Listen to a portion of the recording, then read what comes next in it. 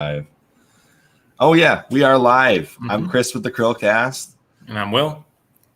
And we have a cool guest below us right here, Mr. Jesse from where? Yes, my YouTube channel is GameOver Jesse, and the podcast that we have, which is all about Zelda, kind of like today's podcast here at the CHRILLCAST, is called the Hylian Gamescast, and it's a lot of... Okay, sorry. I'm just I looking at apologize for that, everyone. There was audio that was coming back and playing for me, and it was throwing me off. Oh, Yeah, hearing my own voice and everything. Let me just stop you real quick though. It's yes. CHRILLCAST, like the little shrill thing. Okay. Krill. Yes. Everybody does that. I always have to jump in when I realize somebody hasn't pronounced it on stream yet. There you go. Sorry about that. But yeah, Okay. everything is just focused on Zelda and other Nintendo video game series, and we like to bring on a lot of guests that have done various things in the industry, whether they're voice actors, composers, developers, or just other friends. Which reminds me, we should have you guys on sometime.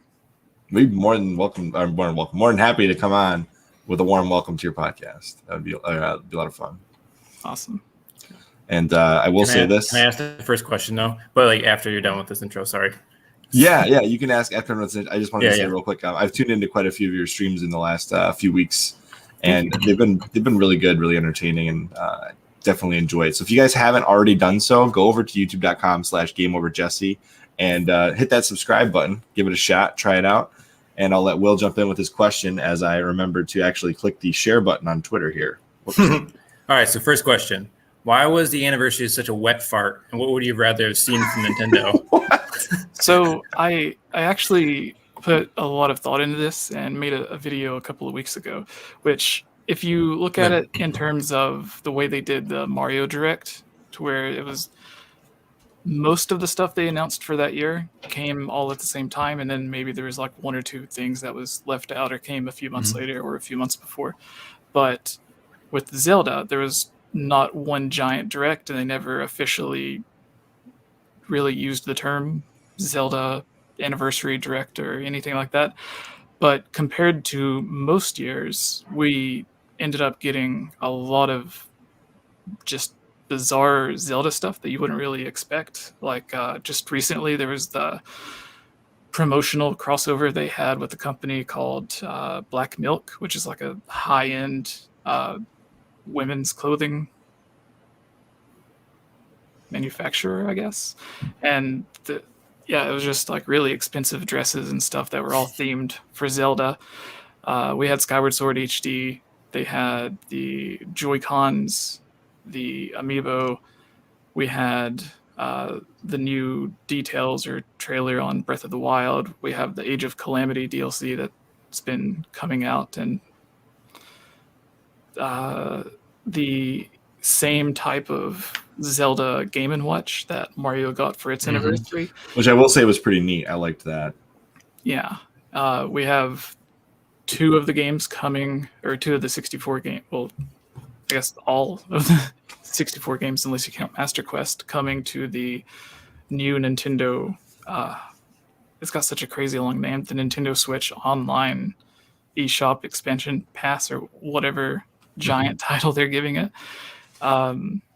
What else is there? There was the there's like the giant statue that everyone always mentions at Nintendo's World Store that's supposed to be their giant anniversary statue. They released actual figures of it that were limited edition that you could buy, which were titled Zelda Anniversary.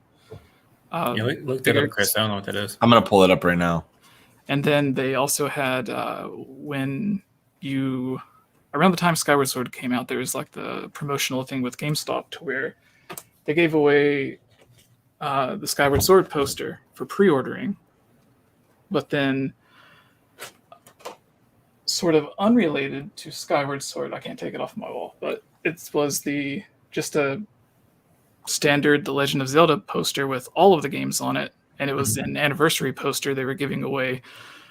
Some places said that it was $30 $40 that you had to spend on Zelda products, and other places said it was $35 you had to spend on Zelda products before you got one. And it was just a weird coincidence that it was the 35th anniversary and you had to spend at least $30 or $35 to get an anniversary poster. So it seems like instead of having like one big direct, they just slowly spread it out across the entire year. And because of that, you don't quite realize all of the stuff that they have released. Yeah, I mean, that's fair. It had better. I will give this. It had better fanfare than the Mario 35. I will say. I think the Mario 35 kind of dropped. It seemed like randomly, all of a sudden, out of nowhere, and it had like maybe a week's worth of time to prepare for it. Versus Zelda is like almost like I would almost call it like the year of Zelda. Despite the fact that I was expecting Wind Waker HD and Twilight Princess. Well, I wanted the like a trilogy pack, like what they did with like with Mario, but I wanted a 3D one and a 2D one. Like that's what I wanted. So when they only released Skyward Sword HD, like the rest of the year is tainted for me because like okay, you get the Joy-Cons, okay, you get an amiibo, they're gonna make that anyway. So just I don't know.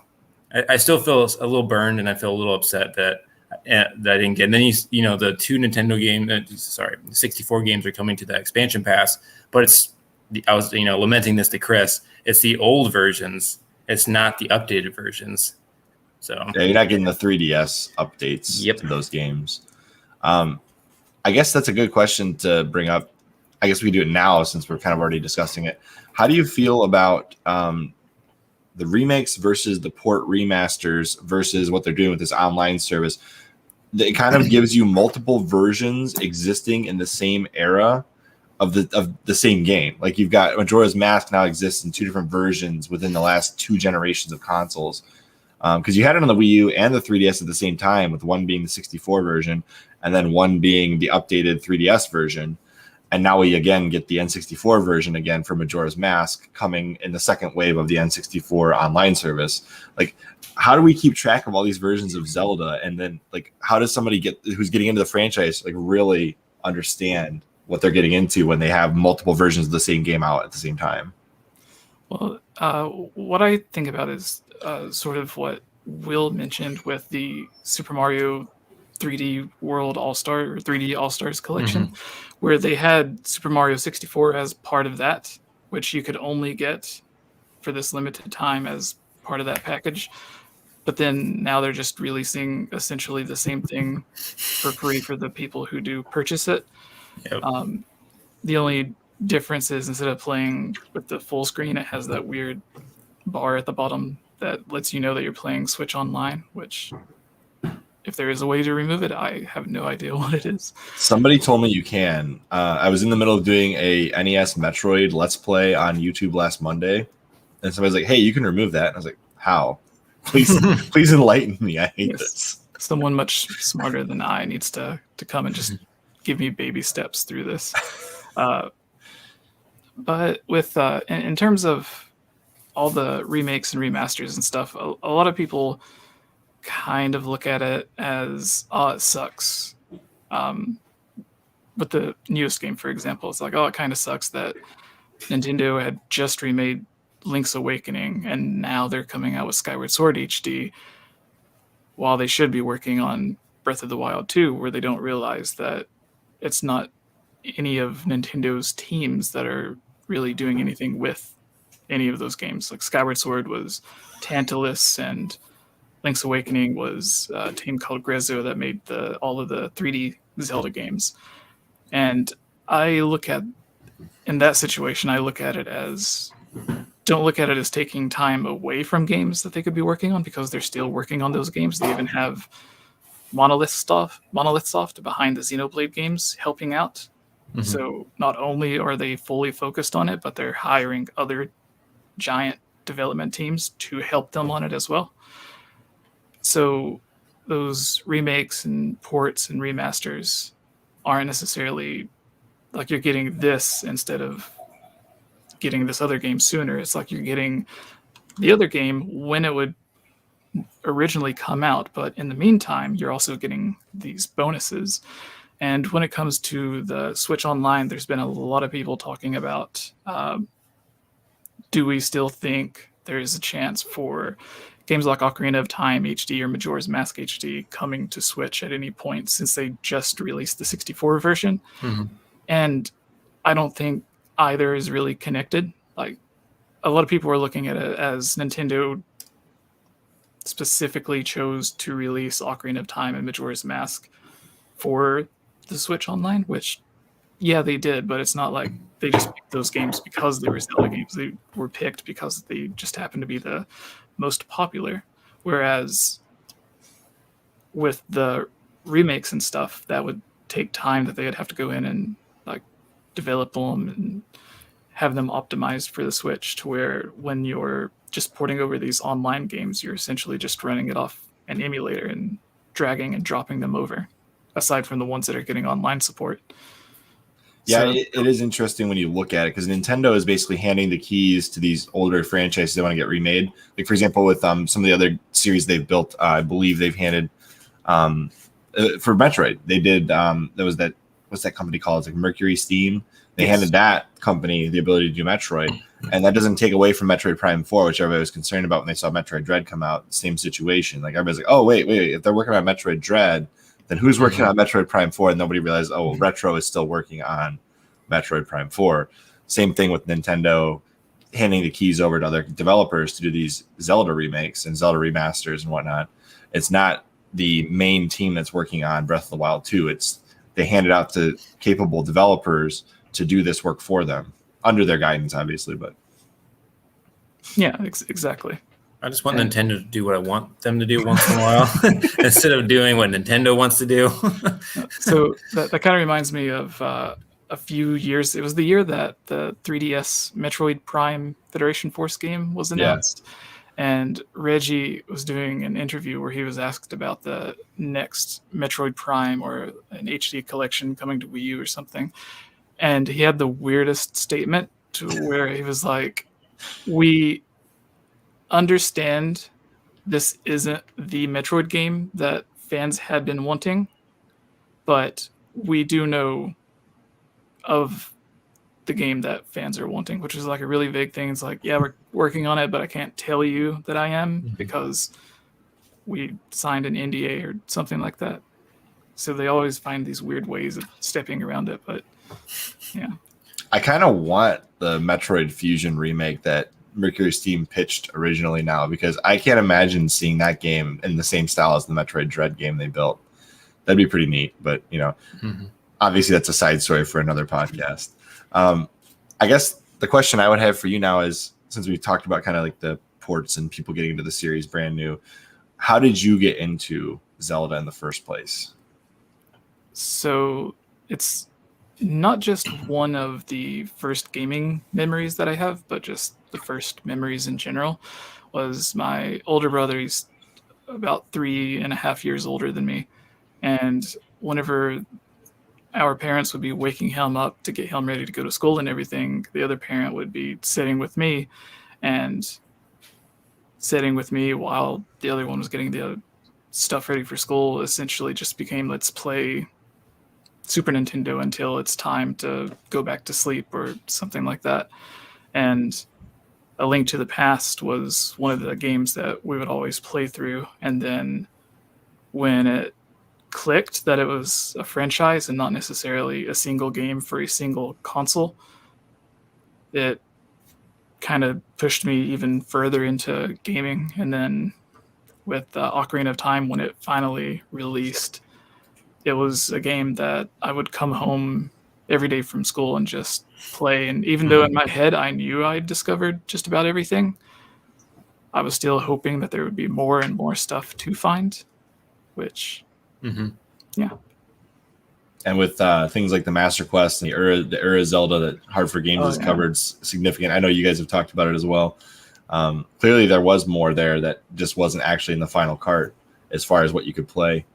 And then I will say this, I have a similar memory though, because my sisters are 14 years older than I am, so significant difference. They had a Super Nintendo and they had Link to the Past, and that was actually my first memory of gaming ever, was playing Link to the Past with my sisters. Nice. So I can honestly say I have a similar experience. And my first exposure to Link was in Super Smash Bros. For the 64. I was like, I want to play as this elf. He can change his outfits. This is awesome. He's got a cool sword. Yeah, that was my experience. And then I realized that many years later that he actually had his own game. There was a lot of people that were introduced to the Fire Emblem series that way. Yeah. Because it had a huge boost in popularity for that. I'm actually one of the few that had Fire Emblem before they had Smash Bros. Nice. My brother and I were just chatting about that yesterday. The odd people that were introduced to Link or Zelda for the first time through the Soul Calibur 2 on GameCube. Like if that was your first Zelda experience. I forgot about that. Like kind of similar to the Smash Bros. Experience, but in a completely different way. Mm-hmm. I imagine like kids in the future like playing Skyrim and getting introduced to Link that way on the Switch, because that is definitely a possibility. Yeah.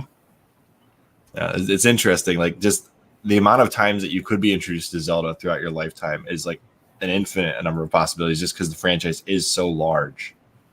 And I guess that brings me to another question. I know there is like the canonical Hyrule Historia as far as the timeline goes and whatnot.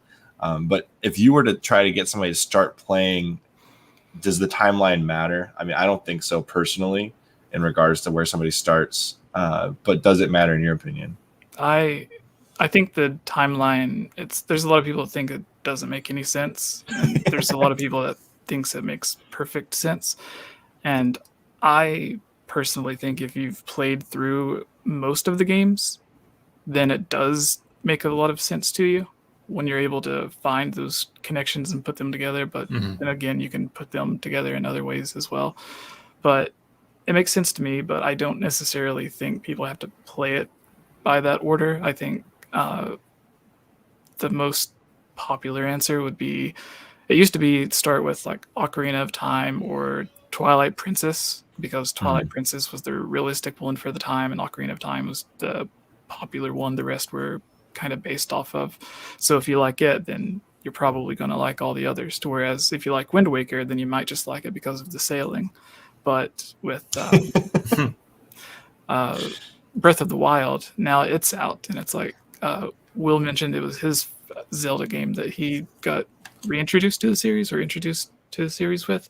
And I was mentioning that it's kind of an odd one, because the only one that's really has features that are sort of similar would be Skyward Sword, with its introducing the stamina meter and all of the typical RPG collection stuff, because usually Zelda games only have like one or two items like the gold Skulltulas and Ocarina of Time that you can collect, where Breath of the Wild and Skyward Sword just has tons and tons. But even Skyward Sword itself is also completely different than a bunch of the other Zelda games.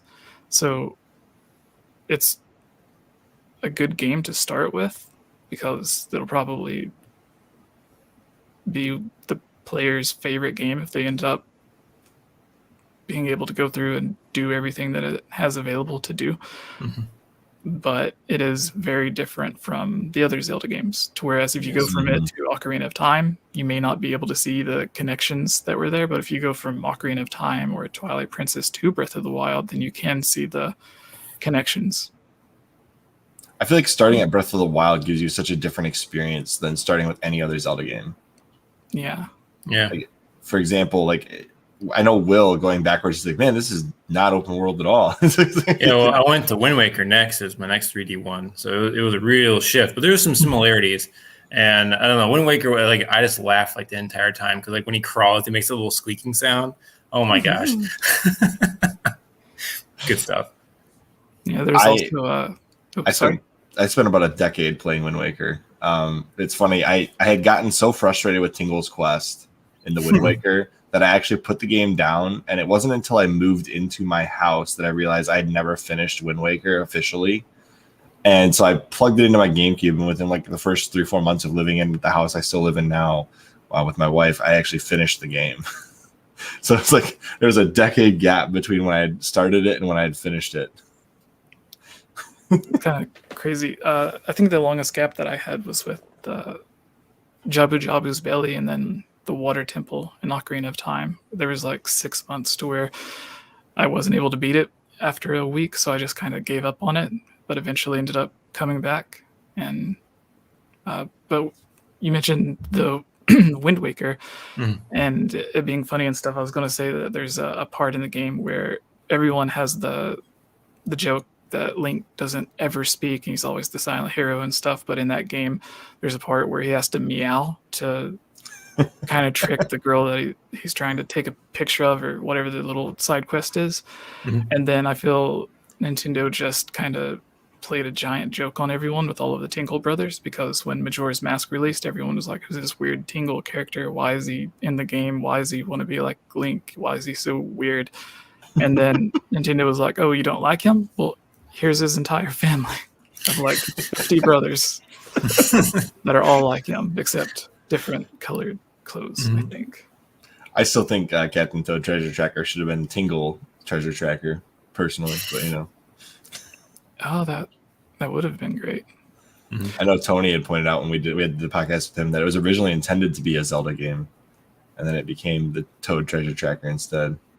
I think I remember an interview talking about that. There was also a canceled Tingle game that was the source of too many inside jokes on my podcast, where the team that made all of the like Tingles, Rosie, Rupee Land, and all of those, I forgot the name of it. But the last Tingle game they were making was for the 3DS, where all of their previous ones were for the DS.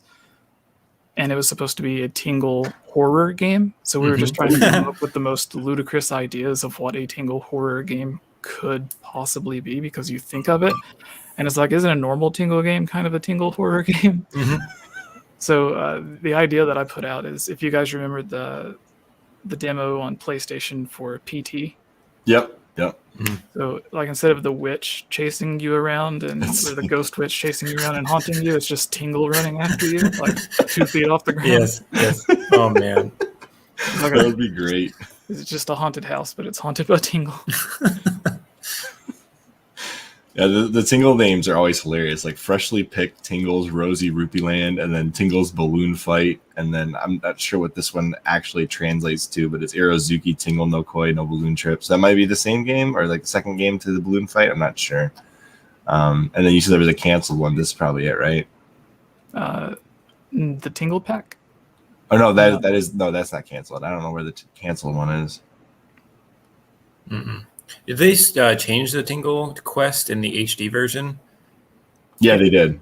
It was more streamlined. I was gonna say that wasn't stressful at all. So it was really stressful. Not stressful, but tedious in the GameCube version is what I will say. It wasn't tedious in the new one. I had to go and like hunt down a couple places where you could get extra rupees in the game, because I didn't have enough when I started the Tingle quest.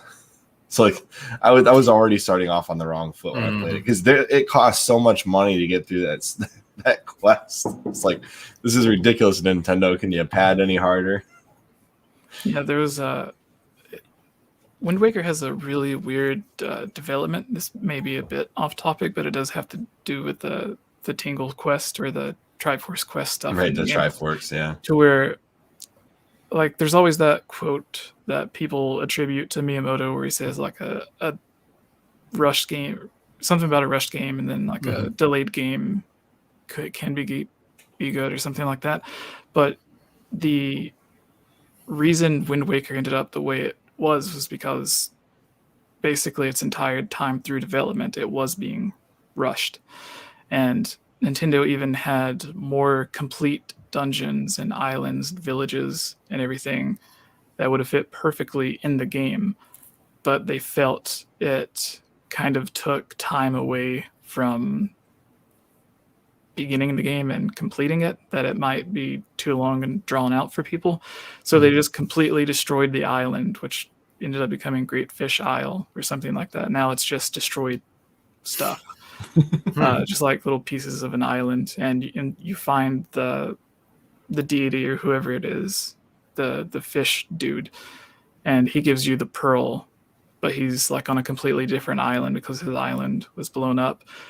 And they said they did that for pacing reasons, but at the same time they have this giant quest that everyone agreed took time away from the pacing of the game, and they chose to take out the actual dungeons and villages that were already complete and instead left in the long and tedious quest that they ended up realizing did take up a lot of time. And so when they remade it, they just took it out, and it was just like the oddest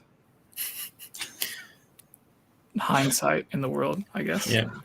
And then they said they couldn't. Yeah, and they said with Wind Waker HD, they couldn't put those old dungeons back in the game because they had already been used for other games. So that makes sense. You already did all the work on the dungeon. You might as well use it somewhere, especially since the Zelda engines can't be that too dissimilar that you would not be able to reuse it, especially in GameCube Wii era. Yeah, actually, I think is a really weird fact that if you can connect all the dots if you read through various interviews, but like the Majora's Mask was the same engine as Ocarina of Time, just modified a bit to take more advantage of the expansion pack on the RAM. And then there's interviews where they say that the Wind Waker engine was just an expanded version of the Zelda 64 engine. And then the Wind Waker engine was also used for Twilight Princess. And then there's interviews where they say Skyward Sword's engine was just a more advanced version of the Twilight Princess engine. So from like 1998 until 2011, all of the home console Zelda games essentially used the same engine, just minor improvements each time. It's not surprising that, I mean, when you look at a game series like Halo, they've done the same thing. And Halos have gone like when you look at how pretty the graphics have gotten in Halo, it's pretty amazing to think that they were still using the Blam engine from it was Blam, right? Well, Blam. That was that was the original engine, I believe. Yeah, it's basically that's the groundwork for all of the Halos. So it's like that's insane. Yeah, and including the new one, they still have some of that framework. Yeah, it's like to reinvent the wheel and build a new engine is a lot of time and money, and I can't imagine Nintendo's spending a ton of time on new engines when they have fully functional existing engines. Yeah. Now they used a Monolith Soft engine, if I'm not mistaken, for Breath of the Wild, similar to what Xenoblade was built on.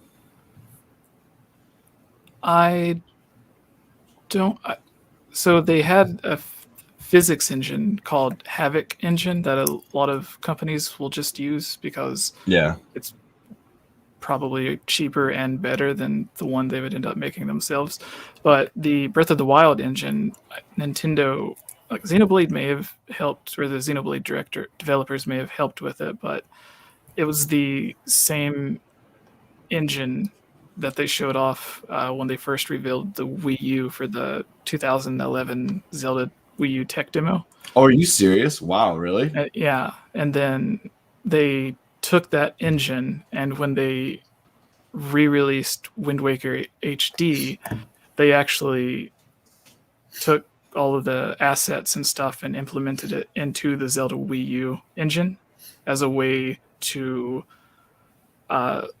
learn how to develop with not just that specific engine, but it was their first HD game and their first game developing on a Wii U.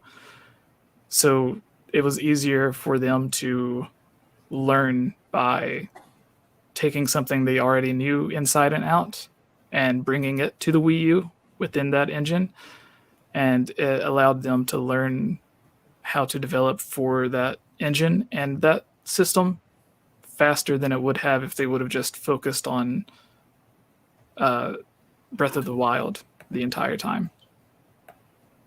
That makes sense. Mm-hmm. So that's a really weird case where a remake was actually developed by the team that would have been developing the actual next big Zelda game, but instead of causing it to be delayed, actually sped up the process, which is odd because it was delayed so many times for other reasons. Mm-hmm. Right, yeah. And part of that, I imagine, was just because they knew they had a new system coming out, and they were like, all right, only a little bit longer, and we'll release it on both platforms. Although, I'm still sad the inventory management didn't exist on the Wii U gamepad, which would have been an advantage on the Wii U, and I understand it would have. Yeah, well, they showed it in the first demo. So that first demo, though, was so cool how they, like, you just like pan away like from the grass, and it's like the open field, and you see Link on the horse. Oh my gosh, that was so cool. And clearly, the tablet in the game is meant to be the gamepad. Mm-hmm. Yep. I don't have the book beside me, but you mentioned Hyrule Historia earlier. There's one just for, it's basically a giant encyclopedia on Breath of the Wild, and it shows a lot of concept art and things left out of the game. And there's a section where it talks about basically the Sheikah Slate in the game was designed to mimic the actual Wii U gamepad. Yeah. And Link would be in game looking at the screen and flying around something like the beetle in Skyward Sword, the same way that you would be holding the gamepad and flying it around in real life. So he's like mimicking you in the game, which is just weird. And it had other features that were so specific to the Wii U gamepad that may have been possible on the Switch, but ultimately they just decided to remove just basically everything that couldn't be cross-platform on the Wii U and Switch, which makes me even more excited for Breath of the Wild 2, because theoretically there shouldn't be any limitations like that, to where any idea they come up with, they don't have to worry about, well, it will work on the Switch because it has so much graphical capabilities, or has extra RAM so it can do this, but on the Wii U we wouldn't be able to add it, so we just can't do it at all. So hopefully there's no situations like that, unless it's for like a dual release on whatever their next big console is. Yeah, that would make me upset. now, hopefully what we will get eventually, since everybody's going to have 2 Switches by the end of the time the Switch is out, right? We'll be able to get like a little hinge to put in the middle and emulate DS games, so I can finally play the DS Zelda games. Oh, that would be great. No, they just need to have the Switch be one part of the screen and the TV be the other part. I refuse to buy 2 Switches. It's not happening. Then you have to have a dock that can actually do processing. The current dock does not. Or just have it stream like via Bluetooth or something. It's like the opposite of the Wii U. You stream to the dock instead of the dock streams to the gamepad. There was actually a one of the rumors for I'm sure you guys know about the dozens and dozens of new Switch Pro or whatever their next generation console is. There's like dozens of new rumors about it every day, but one that I liked a lot was talking about the possibility of, if you had one of the new console in the dock plugged up to your TV, then you would be able to connect the Switch that you already own and use it as a second screen for the new Switch that is plugged up to the TV. Kind of like Smart Glass with the Xbox. Yeah, and they had on Smash Brothers, they had a weird function on the Wii U to where if you had it on the 3DS, you could use your 3DS as a controller for the Wii U version. It's such a weird feature, and it literally puts you at a disadvantage if you use it, because now you're using a 3DS and somebody else may have a Wii U Pro controller. Like, who's going to win that match? Unless you got like a super experienced Smash player on the 3DS and a really mediocre novice on the Wii U Pro. Most likely the Wii U Pro controller is going to win. And there's another thing that the Switch already does where I don't know if it just uses game developer trickery, or if it is connecting in the way that you would think it is.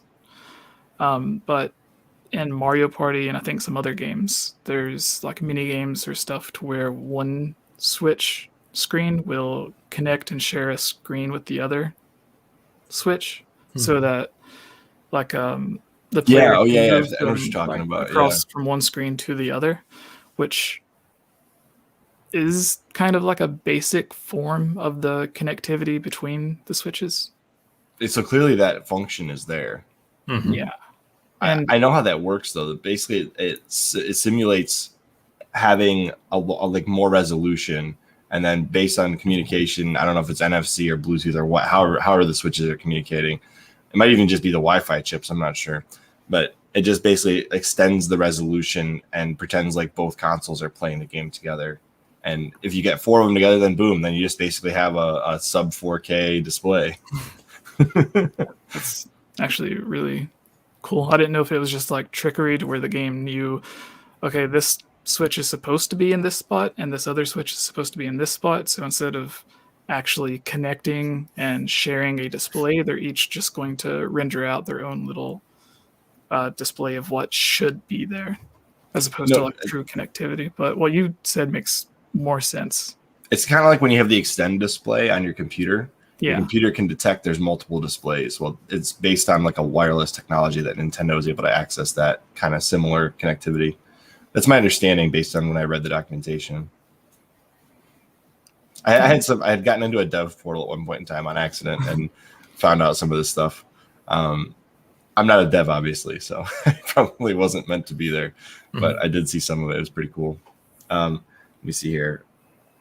So how do you feel about Zelda going into 2021? Or 2022, my goodness. We're in 2021. Yep. Mm-hmm.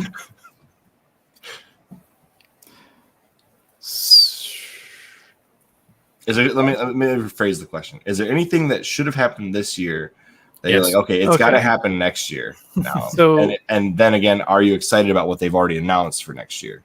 I was trying to think of a way to answer the first phrasing of the question. Yes, sorry. Without possibly answering a question that might be coming up later on.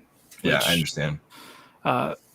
Basically goes to all of the rumors that we've had. The thing that Daniel and I have been saying on our channel, where we talk about all the Zelda rumors and stuff on the podcast, specifically if it's a viewer that sends it to us and wants to hear our opinions on it. We'll talk about it, but we'll make it clear that we don't think these rumors are actually happening unless it is one that we do believe or is from someone who clearly has an almost perfect track record. Like, it's really odd when you see some of these websites where it's like known and trusted leaker, blah, blah, blah, says this game's coming out at this time. And then they don't link to anything to where you can see that they're trusted or accurate. And when you do your own research, it's like they've said 1,000 things and 2 things came true. It's just the way that it is most of the time. But with all of those rumors, I had the idea, because Nintendo had so much faith in Skyward Sword. I think it was the most expensive Zelda game that they had released at the time. And they invested so much into perfecting the motion controls and everything. And even the original idea for Breath of the Wild, Aonuma said that he and the rest of Nintendo just loved the one-to-one motion controls so much that they couldn't imagine making another Zelda game without those controls. And it was like because of fan feedback, they just instantly dropped the idea. But because it did so poorly when they announced this HD remake, I had the same thought. Is like, is the remake going to act as or sell as poorly as the original did? And they had so much fanfare behind it with the posters and the Switch Joy-Cons, the new amiibo, adding new stuff to the game. They released a bunch of shirts and clothing and just like tons and tons of stuff that even Breath of the Wild didn't really get some of the stuff that was introduced with Skyward Sword. And it was just like really odd. And so this was something that we couldn't really mention for a while, but we were contacted by Nintendo and Amazon when they were doing this Skyward Sword Zelda celebration event thing. And it was like right after Skyward Sword was revealed. And it was just completely boggling my mind that they were just putting all this effort into a game that didn't really do that well the first time. And even games like Twilight Princess, which was the best-selling game and more people had played and had good experiences with, when it was released in HD, it barely sold at all. So much that you could walk in and just buy the limited edition with the Wolf Link amiibo year or 2 years after you would have imagined it would have been sold out. So I was thinking, if that game did that poorly, then Skyward Sword surely is going to be like one of the lowest selling games on the Switch. Like, the people that may be interested will get it, but it ended up doing really well. And part of the idea that I had was, if any of the rumors were true, which the one that we believed was Ocarina of Time HD, as opposed to like a collection or Wind Waker HD or Twilight Princess HD or any of them. But we kept on saying that if they do release it or announce it, it wouldn't be until after Skyward Sword HD had all of its promotion done with, because like if they announced Skyward Sword in February, I believe, and then come June, a few months later at E3, they announce Ocarina of Time or Twilight Princess HD or Wind Waker HD or something like that, most people that just want a Zelda game, they don't really care which one it is, are going to choose Ocarina of Time HD or Twilight Princess HD over Skyward Sword HD, just because they know it will be good, to where Skyward Sword probably had more complaints than almost any other Zelda game. So with all the promotional weight they were putting behind Skyward Sword, I thought there was no chance that they would announce any other big Zelda games until that game had already run its course. So, yeah, it doesn't make business sense to compete against yourself, especially when you're trying to market it as hard as they did with Skyward Sword. I will say this, Skyward Sword was a game I really enjoyed on the Wii. I thought it was actually really well made.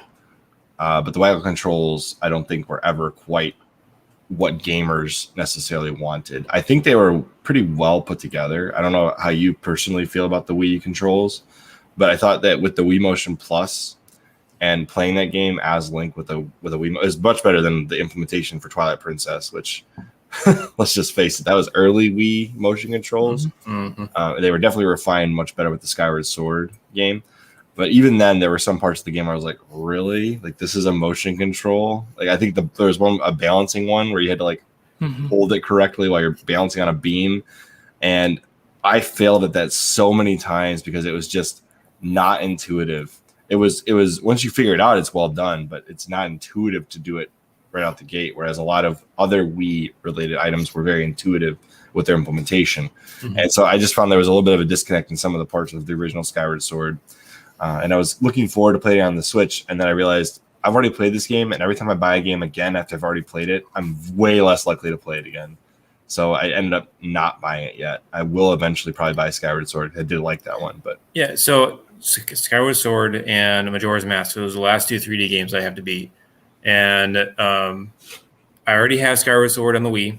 Is it worth buying the HD version and just playing that one instead?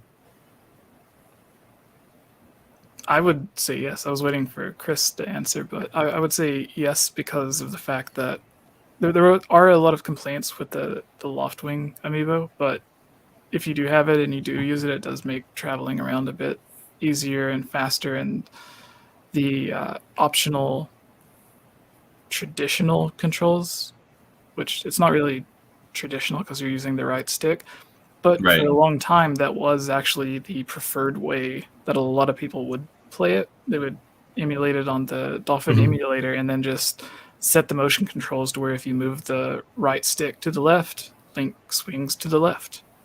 And when we kept on talking about a Skyward Sword HD remake coming up, there would be a bunch of people in the comments saying stuff like, oh, they would never bring it to the Switch because you wouldn't be able to play it in handheld mode, which was the entire purpose of the Switch. But then they released a console just for handheld mode and didn't have the other mode, which is the oddest thing because it's probably just literally the difference between a 1 and a 0 in the coding that does that.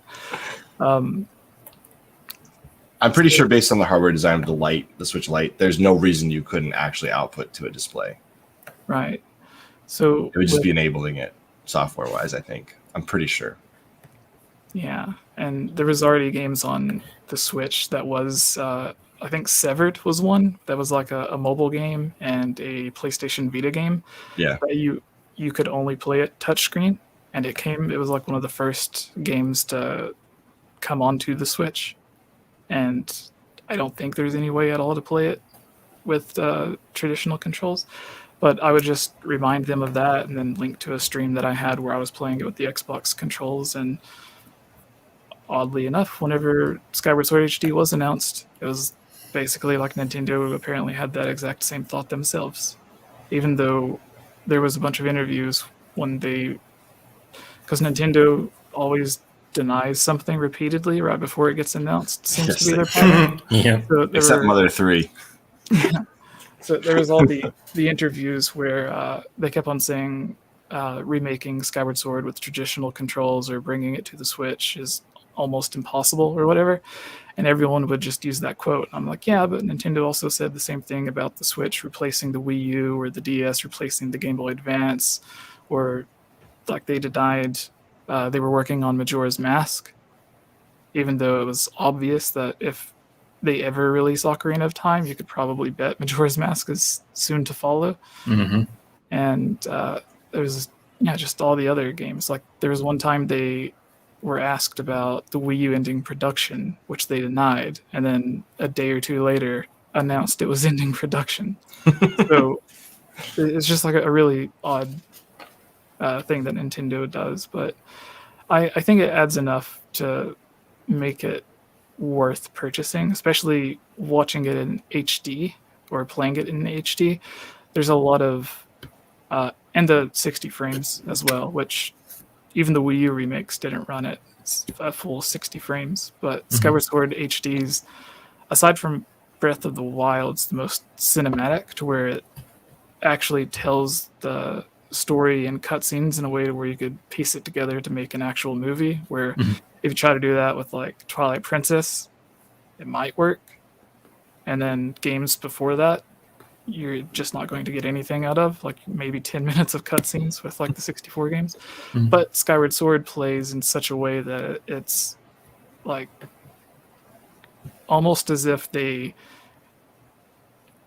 came up with a really good story and then added the gameplay that they had already thought up into the story, to where usually they say they come up with the story as just ways to connect one good idea they have for gameplay to another good idea. And story, it's like the last thing they come up with, where Skyward Sword seems to be like the first game where they actually put an emphasis on the story. So watching through those cutscenes in HD is really good. I would definitely agree that if you're going to get Skyward Sword now, especially if you don't already own it, well, you already have it on the Wii, so you have a decision to make. But for most people that didn't already play it, because it seems like it was a low attach rate with the Wii, especially you've already kind of reinforced that idea. I would definitely say you should probably jump on the HD version, especially since it doesn't seem there's any downside to the HD version, unlike some other games where you've seen some weird downgrades. But Zelda, generally speaking, when they bring it to a new platform in HD, it has done better or looked better or had quality of life improvements. Nintendo seems to take care of their franchises a little better than other companies have in regards to remakes, ports, and remasters. Especially like Link's Awakening is a beautiful looking game, even though it's an odd kind of Zelda art design, but it is still a really nice looking game. I like it. Yeah. Oh, I almost forgot you in the question about next year. The other thing I wanted to mention was actually Link's Awakening, but I can wait until you're done before I go into that. I'll keep going. I think you got called off. Okay. So, I mean, I sort of want to ask this question. We might be jumping ahead just a little bit. So we had a 2D game remake. Do you think that they're going to have another 2D game remake prior to Breath of the Wild 2 coming out? Or at the very least, do you think we're getting another one?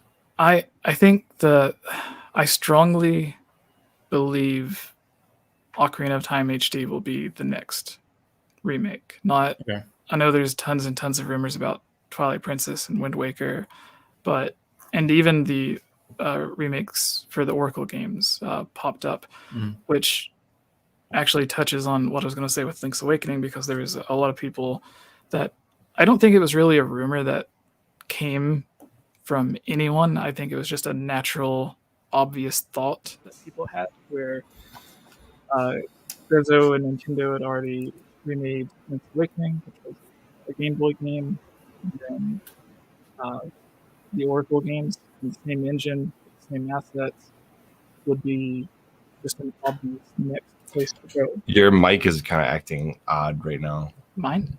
Yeah, you were like cutting in and out for a minute there. All right, is this better? You're good. Yeah. Yep. Okay.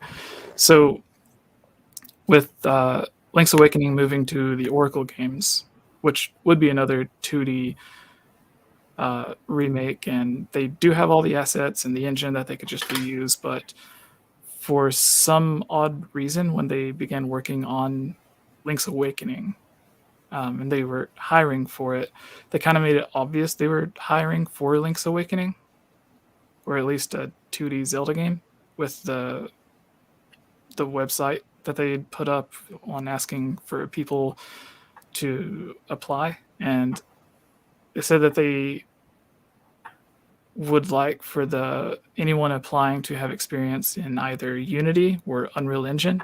Mm-hmm. And they ended up going with Unreal Engine for Link's Awakening. And I'm not a developer. I don't really know the difference. And I know one engine will use the hardware in a different way than another engine, or one engine might take a lot of CPU power to produce the same kind of lighting that another engine could do easily, just depending on how well the engines are coded and how optimized they are for the system.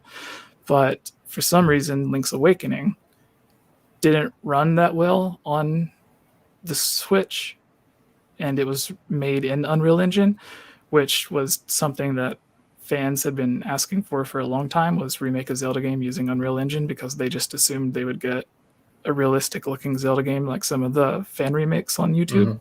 Mm-hmm. Right. Not taking in the realization that just because something uses an engine doesn't mean it has to look a certain way. Right. And not to mention that the hardware that the Unreal Engine remakes were running on was a full-blown gaming PC, not a Nintendo Switch. Yes, exactly. But with that, soon after Link's Awakening came out, they put up another posting, which again, they kind of made it obvious they were hiring for another Zelda game. And in it, they said they were hiring for Unity, which was the other original choice they had before they went with Unreal Engine. And while they were in the middle of developing for Link's Awakening, Nintendo actually came out and told indie developers or third party that they preferred them to use Unity Engine as opposed to Unreal Engine because it ran better on the system. And so now, even though Grezzo had spent all that time making their own version of Unreal Engine to work well with the Zelda game and optimizing it for the Switch, and they had all these assets already planned out, similar to just going from Ocarina of Time to Majora's Mask, where you just had to make the new world, and you still had the abilities or weapons and stuff that could carry over, and the characters that you could just drag and drop. But with the Unity engine, they could still use a lot of those assets, but it isn't as simple as just copying and pasting like it would have been if they would have just reused Unreal Engine. So a lot of those, that's what a lot of the rumors was actually based off of, which was it just makes sense for them to make the Oracle games using the Unreal Engine from Link's Awakening, not realizing that they're very clearly not going back to Unreal Engine, at least not for Switch. And with the Unity engine, they could be using that to make Oracle games. But even then, I think this goes with the Ocarina of Time HD thing, is if you look at both Oracle games, and Nintendo or Grezzo would have to develop them from scratch, rebuilding all the dungeons in 2.5D or 3D or whatever it would be, and they would actually have to spend a lot of time doing that, even though they could just carry over character models and stuff like that. But with the Oracle games, or not Oracle, Ocarina of Time and Majora's Mask, Grezzo already has a history of quickly remaking 3DS games in HD, to where it only takes a small team a few months and it's ready to go. And with that history, and with Ocarina of Time being one of the more popular Zelda games, that I think as a business decision, Ocarina of Time HD, based off of its name alone, would sell more in pre-orders at a full $60 price than the Oracle games would in its entire run for both games. I will say this in regards to Ocarina of Time's selling power. I think the idea that Ocarina of Time 3D was coming to the 3DS like literally sold 3DS systems. And it was an easy sell because you don't have to upscale too much from the original to the 3DS because the resolutions aren't that different other than the depth of field edition that you get with 3DS software.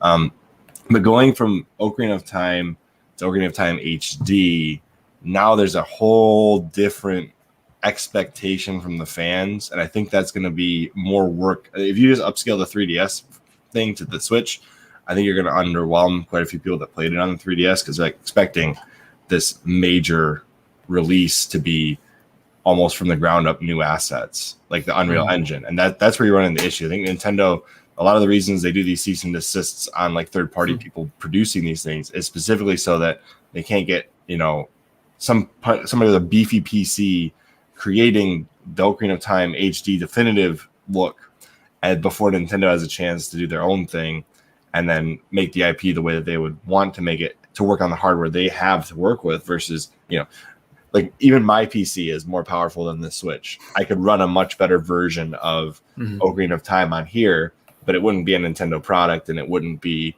what Nintendo's vision is for the Switch. And so therefore I understand, like, it's taken me a long time to come to terms with the cease and desists that Nintendo puts out, but it makes sense to protect your IP even if a fan project is making no money for that exact reason. Yeah. The situation that comes to my mind was the fan remake of Metroid 2. Yeah, another Metroid 2 remake, yeah. AM2R. And like it was like maybe a month or so after they went after that game, they announced their own remake. Samus Returns. When they do come after very specific games or fan creations, it does kind of hint at what they're thinking on their own. Where in Sega's case, with Sonic Mania, there were fans making a new Sonic game based off of the games that they used to like, and Sega just hired them to officially join a team and make the game.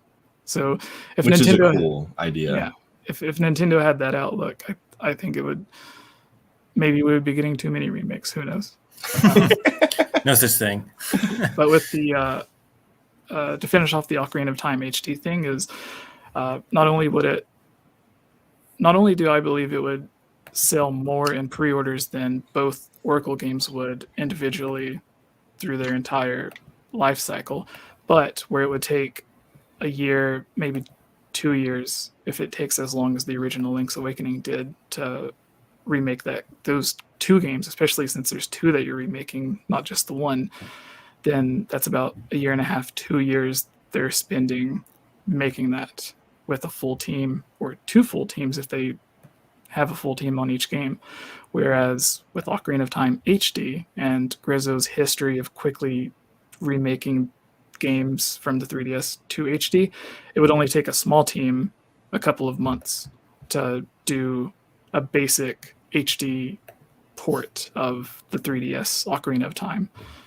So in just a few months, in terms of just a purely business decision, which Nintendo kind of seems to do most of the time, would you rather put a little bit of money and a small team together working on something you know is going to sell like 10 times more, and they only have to work on it for 3 months, as opposed to two full teams working 2 full years and it's still not selling as well? Like, you may still end up doing that second option, but you would imagine they would do the first option to, at the very least, partially fund the one that you don't believe is going to get as big of a return. I will take Oracle of Ages and Seasons and raise you Minish Cap. No, I would love to see Minish Cap in HD, but that's probably not going to happen anytime soon.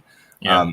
I actually think that Nintendo, being the smart business that they are, will probably hold back Ocarina of Time to be HD, to be unless the Switch 2 is way far there off than we think it is, to be a release day release for the next Switch. That's a possibility. And there's another thing where a lot of people think that these remakes or ports would take Nintendo or whatever team making them like a year or 2 years, like with the case of Link's Awakening. But going to what I mentioned earlier, where they took Wind Waker and remade it using parts of the Zelda Wii U or the early Breath of the Wild engine, they said from having the meeting to where they agreed to experiment and try it out, to where they experimented with Wind Waker HD, Twilight Princess HD, and Skyward Sword HD. Like they have models and designs for, and even screenshots of cutscenes from Twilight Princess that look a lot better than the actual Twilight Princess HD remake does, and even a lot better than the Skyward Sword HD remake does. And I think that's partially because it was using that newer engine as opposed to just bringing the older engine up to a new console. But anyways, I got off track. I forgot what I was saying. I know that we were bouncing off my Switch 2 Ocarina of Time HD comment, I think, a little bit, maybe. Yeah. You're wrapping up the Oracle of Seasons, Oracle of Ages discussion in regards to the remake versus just selling the Ocarina of Time upscale from 3DS era. Yeah, so I'm gonna have to think on that, but I'll come back to it. Okay. Like I just had so many like random behind the scenes stuff going on in my head. Yeah, hard to keep track of it all. I think if an official Switch 2 announcement happens, what we'll see is that Breath of the Wild 2 will probably be the last big Zelda title to release on the original Switch platform. And then maybe they have a cross-platform release of Ocarina of Time HD. Yeah. That's my best guess. So it came back to me. Got it. when you were mentioning some of that. But basically, to try and make it quick, through experimenting with all three of those games, Wind Waker, Twilight Princess, Skyward Sword, and then having to learn exactly what this new engine they were making can do and couldn't do, and then trying to learn what the new console, the Wii U, could do and couldn't do, and even that it was the first Zelda game being developed in HD, they had to figure out actual quality ways that they could use the gamepad instead of just making it a weird gimmick. So they had the motion control, which has stayed, but maybe that was carried over from the 3DS games because I think they had similar motion control. But the whole map being on the controller, so you don't have to pause the game, touchscreen to drag your inventory around. They had to come up with ways to implement all that. They created the Miiverse function that was brand new to the game. They did all this stuff for it and tweaked the game and removed a bunch of stuff like the long drawn out sequences, and said that took less than 6 months. And they weren't even focused on Wind Waker HD for that 6 months because it began with them focusing on which would benefit the most, which they decided was Wind Waker. So like if that was the time it took for Wind Waker HD to be made, and it was on a console they weren't familiar with an engine they weren't familiar with, and they had to come up with ways to not just bring the game to HD, but make necessary changes that they felt would improve it, as well as adding new features like Miiverse and coming up with everything in the development time. If that took 6 months, then taking an HD game for the Wii U, which Nintendo's done a lot themselves, kind of like Grezzo with 3DS to HD, but taking Wind Waker HD, if it only took less than 6 months to do all of that and create it from the original, then just porting that over to the Switch shouldn't take but maybe a month or two at the most, depending on the size of the team or how ambitious they are with it. Like, obviously, they'd have to take out the message in a bottle Miiverse stuff, but maybe they would leave it in and have it just send out to your friends list or something like that. Who knows? But I will say this: they must have some way to toggle from the gamepad in Wii U space to make it a pause menu in Switch space. Pretty well down pat, because it seems like the ports from the Wii U to the Switch have gotten so quick and easy as time goes on that it's like from announcement to the release, it's like, oh, it's already out. Yeah. So to sum it all up, I was just giving examples, but the main point that I was trying to get across was, like, if Nintendo started right now, they could be finished with Wind Waker HD for the Switch next month. Yeah, where a lot Christmas. of people think if they did it, it would take a year for them to bring over or something like that. But it's like, no, the original HD version didn't even take that long.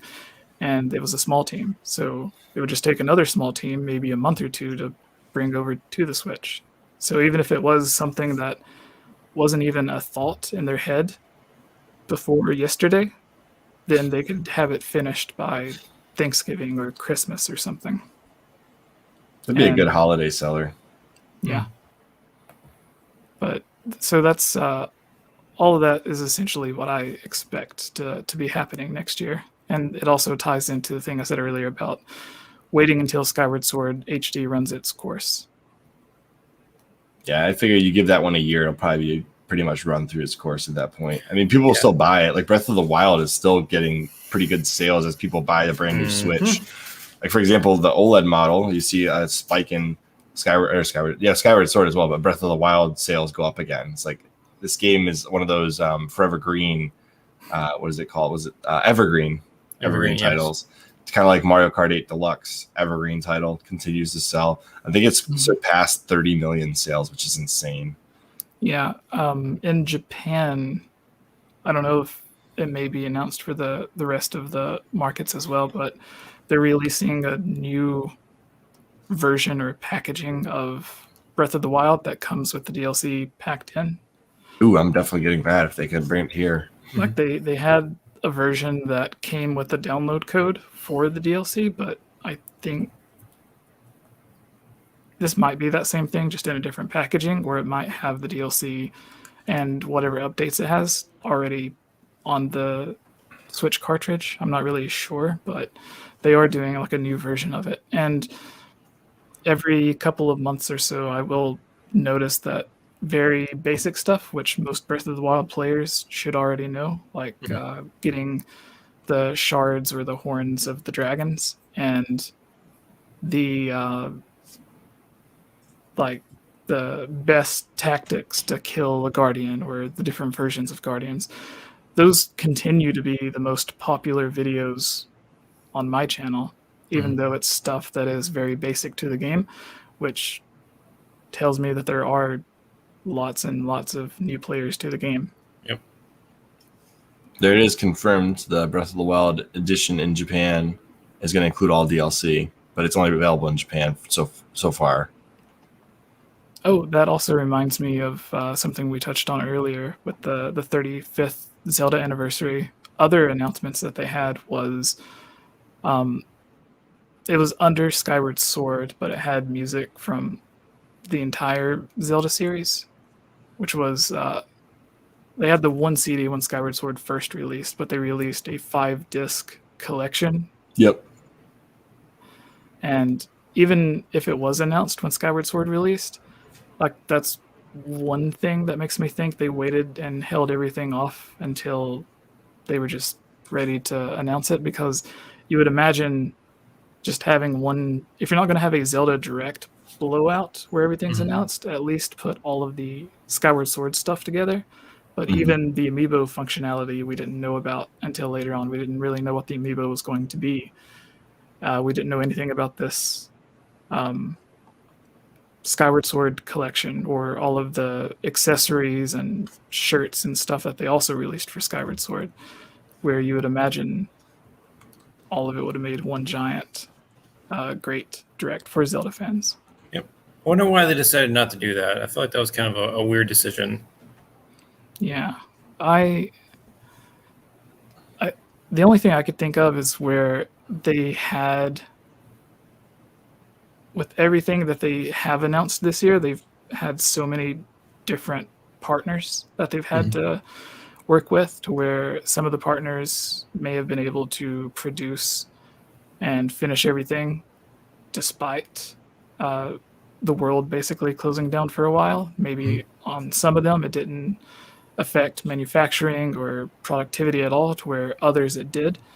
And that's why we got like an amiibo announcement months after the actual game announcement, and then we ended up getting that big Zelda CD collection even months after that, and where you would imagine it would be perfect to go together at once. And I think to add to that, I think because you have different manufacturing lanes for each of these different products, Nintendo may not have been 100% confident that they were all able to release on the same time. So they probably didn't want to make the announcement until they knew they had manufacturing lined up for amiibos, manufacturing lined up for the game, manufacturing lined up for the CDs, because they all go down a different manufacturing process. And so unless you know for a fact they're all coming out at the same time, it's hard to announce them all at the same time, unless you already have that confirmed ahead of time, I guess. Yeah, and something else, you probably see the Majora's Mask statue or the Zelda statue. They announced the Champion series the month before E3, where they're making the statues of the champions from Breath of the Wild, which seemed, because it came out of nowhere, and even some of the voice actors that we're friends with, they didn't even know that they were getting these awesome statues designed after the characters that they play. And they, like, the announcement literally just came out of nowhere. And no, so that's the amiibo, the actual first four figures statues, the company that's making it. But I thought, oh, okay, I'm sorry, I was thinking of the wrong thing. No, it's good. But in the same way that Skyward Sword had its amiibo shown later and then the soundtrack revealed later, I think the same thing may have happened with, maybe Nintendo planned to have this Breath of the Wild 2 trailer and then these new quality statues based off of characters from that game to be shown off at the same time. But maybe the trailer wasn't ready, and that's why we didn't get it with Skyward Sword, or back to the whole thing of not wanting to overshadow Skyward Sword. They let that trailer breathe on its own and then waited until E3 to show off the next Breath of the Wild trailer. But yeah, I think it was something that they originally planned to announce them at the same time together, just like the Skyward Sword stuff, but didn't for whatever reason. And I think it's just a series of events like that that just led up to, instead of one big announcement, it's like 3 or 4 small or medium-sized announcements, and then spread out over the year. So you think that there's a high likelihood that Wind Waker and Twilight Princess will find their way on the Switch? Yeah. So, like we mentioned a minute ago, it's because you're saying the production would be easy. Yeah, it wouldn't take Nintendo any time at all. Apparently, they've already perfected bringing Wii U games to the Switch, so they have the experience to quickly do it. And despite quickly bringing it over, still having the quality there as well. They know it would sell amazingly well, since almost everything Zelda on Switch is selling well. If Skyward Sword HD sold really well, then I imagine Wind Waker or Twilight Princess would have no problems. But I do not think it will be a collection of any kind, whether it's Ocarina of Time or Majora's Mask. Yeah, maybe the Oracle games, if they came, would get a collection similar to what we see with Pokemon games, to where you can buy the bundles together, but it's not necessarily like a traditional bundle to where like the same game on one cart or whatever, or 2 games on one cart. I think it would just be like the packaging together. Yeah, and I think it would be cool is if they did do any kind of Oracle of whatever. What do you think? Oracle collection, then it would be cool to get Capcom back on board with the original storyboard for the third part of that game. And then you could say it's a never before released Zelda trilogy third game, you know, like what they originally had planned. And then you could make it this big, cool project that would get people hyped up as opposed to just a remake of the Oracle games. Yeah. So the original idea they had I keep getting sidetracked on these tangents. I'll stop if you guys. No, it's good. I think these tangents are part of the reason people listen to these kind of podcasts. So, through all the interviews and stuff, Capcom basically got started on working on Zelda remakes and stuff because the producer, the director went to Miyamoto and was like, I really want to work on this. And he said no. And then essentially he blackmailed him into letting him work on games because he was like, if you don't let me remake Zelda, then I'll just make a game that's really similar to Zelda and you'll have another action adventure franchise to worry about. So then he was like, okay, well maybe you can remake Zelda. So then they started doing that, and halfway through development, or at some point in development, they had the idea to just make entirely new games instead of taking the time to make the remake. And then they had the 3 games they were working on, and I think Nintendo were the ones that scaled it back down to 2, and it went from the Mystical Seeds of Courage and all of that to Oracle of Seasons and Ages. And what they did was they took a lot of the assets and stuff that they already finished for the Zelda remake and used, like, kind of combined that with the new stuff from one of the Oracle games or one of the Mystical Seeds games, and that became one of the Oracle games, which is why if you look, they literally have the exact same bosses from Zelda 1 carried over to this, and even the map itself has a similar layout. And with the other game that became the other Oracle game, they took the other 2 Mystical Seeds games and kind of combined them together to make that Oracle game, which is why it has, like, one of them has all the bosses from the first Zelda game, and then the other one has, like, just a mix of stories between 2 oracles, where the other one just has it focused on one. So they could do a third game, but it wouldn't necessarily be the exact third game that they would have made before, because the story and dungeon ideas and mechanics and everything they had planned for that, some of that would have been put into this Oracle game as part of it. So they would have to come up with almost an entirely new third game based off of the new versions of the 2 Oracle games. So, that's a good point. Yeah, I know there was like a lot of hectic dev process in regards to how the Oracle games came out. Yeah, and even that's simple compared to Zelda 64 and Ocarina of Time's development. I will say my favorite 65. I know this is like not the popular opinion, but I think I personally like Majora's Mask better than Ocarina of Time. I'm probably on a shorter list than other people that like Ocarina of Time, but you know, I do prefer Majora's Mask. I like that darker story. I have to ask the question because every time someone in the comments even mentions it, Daniel, the co-host for my Zelda podcast, he goes on like a 30-minute tangent, even if it's just like the one word. But he infamously just hates almost everything that has to do with Majora's Mask 3D because of all the changes in it. Okay. So what are your thoughts on the changes they made? Because it seems like Grezzo got a little bit of freedom with Ocarina of Time 3D, and it sold really well and did well, and people liked it. So then Nintendo maybe gave them a little bit too much freedom with their next game. I prefer... So I'm actually even weirder. I prefer the GameCube port on the Legend of Zelda collection on the GameCube.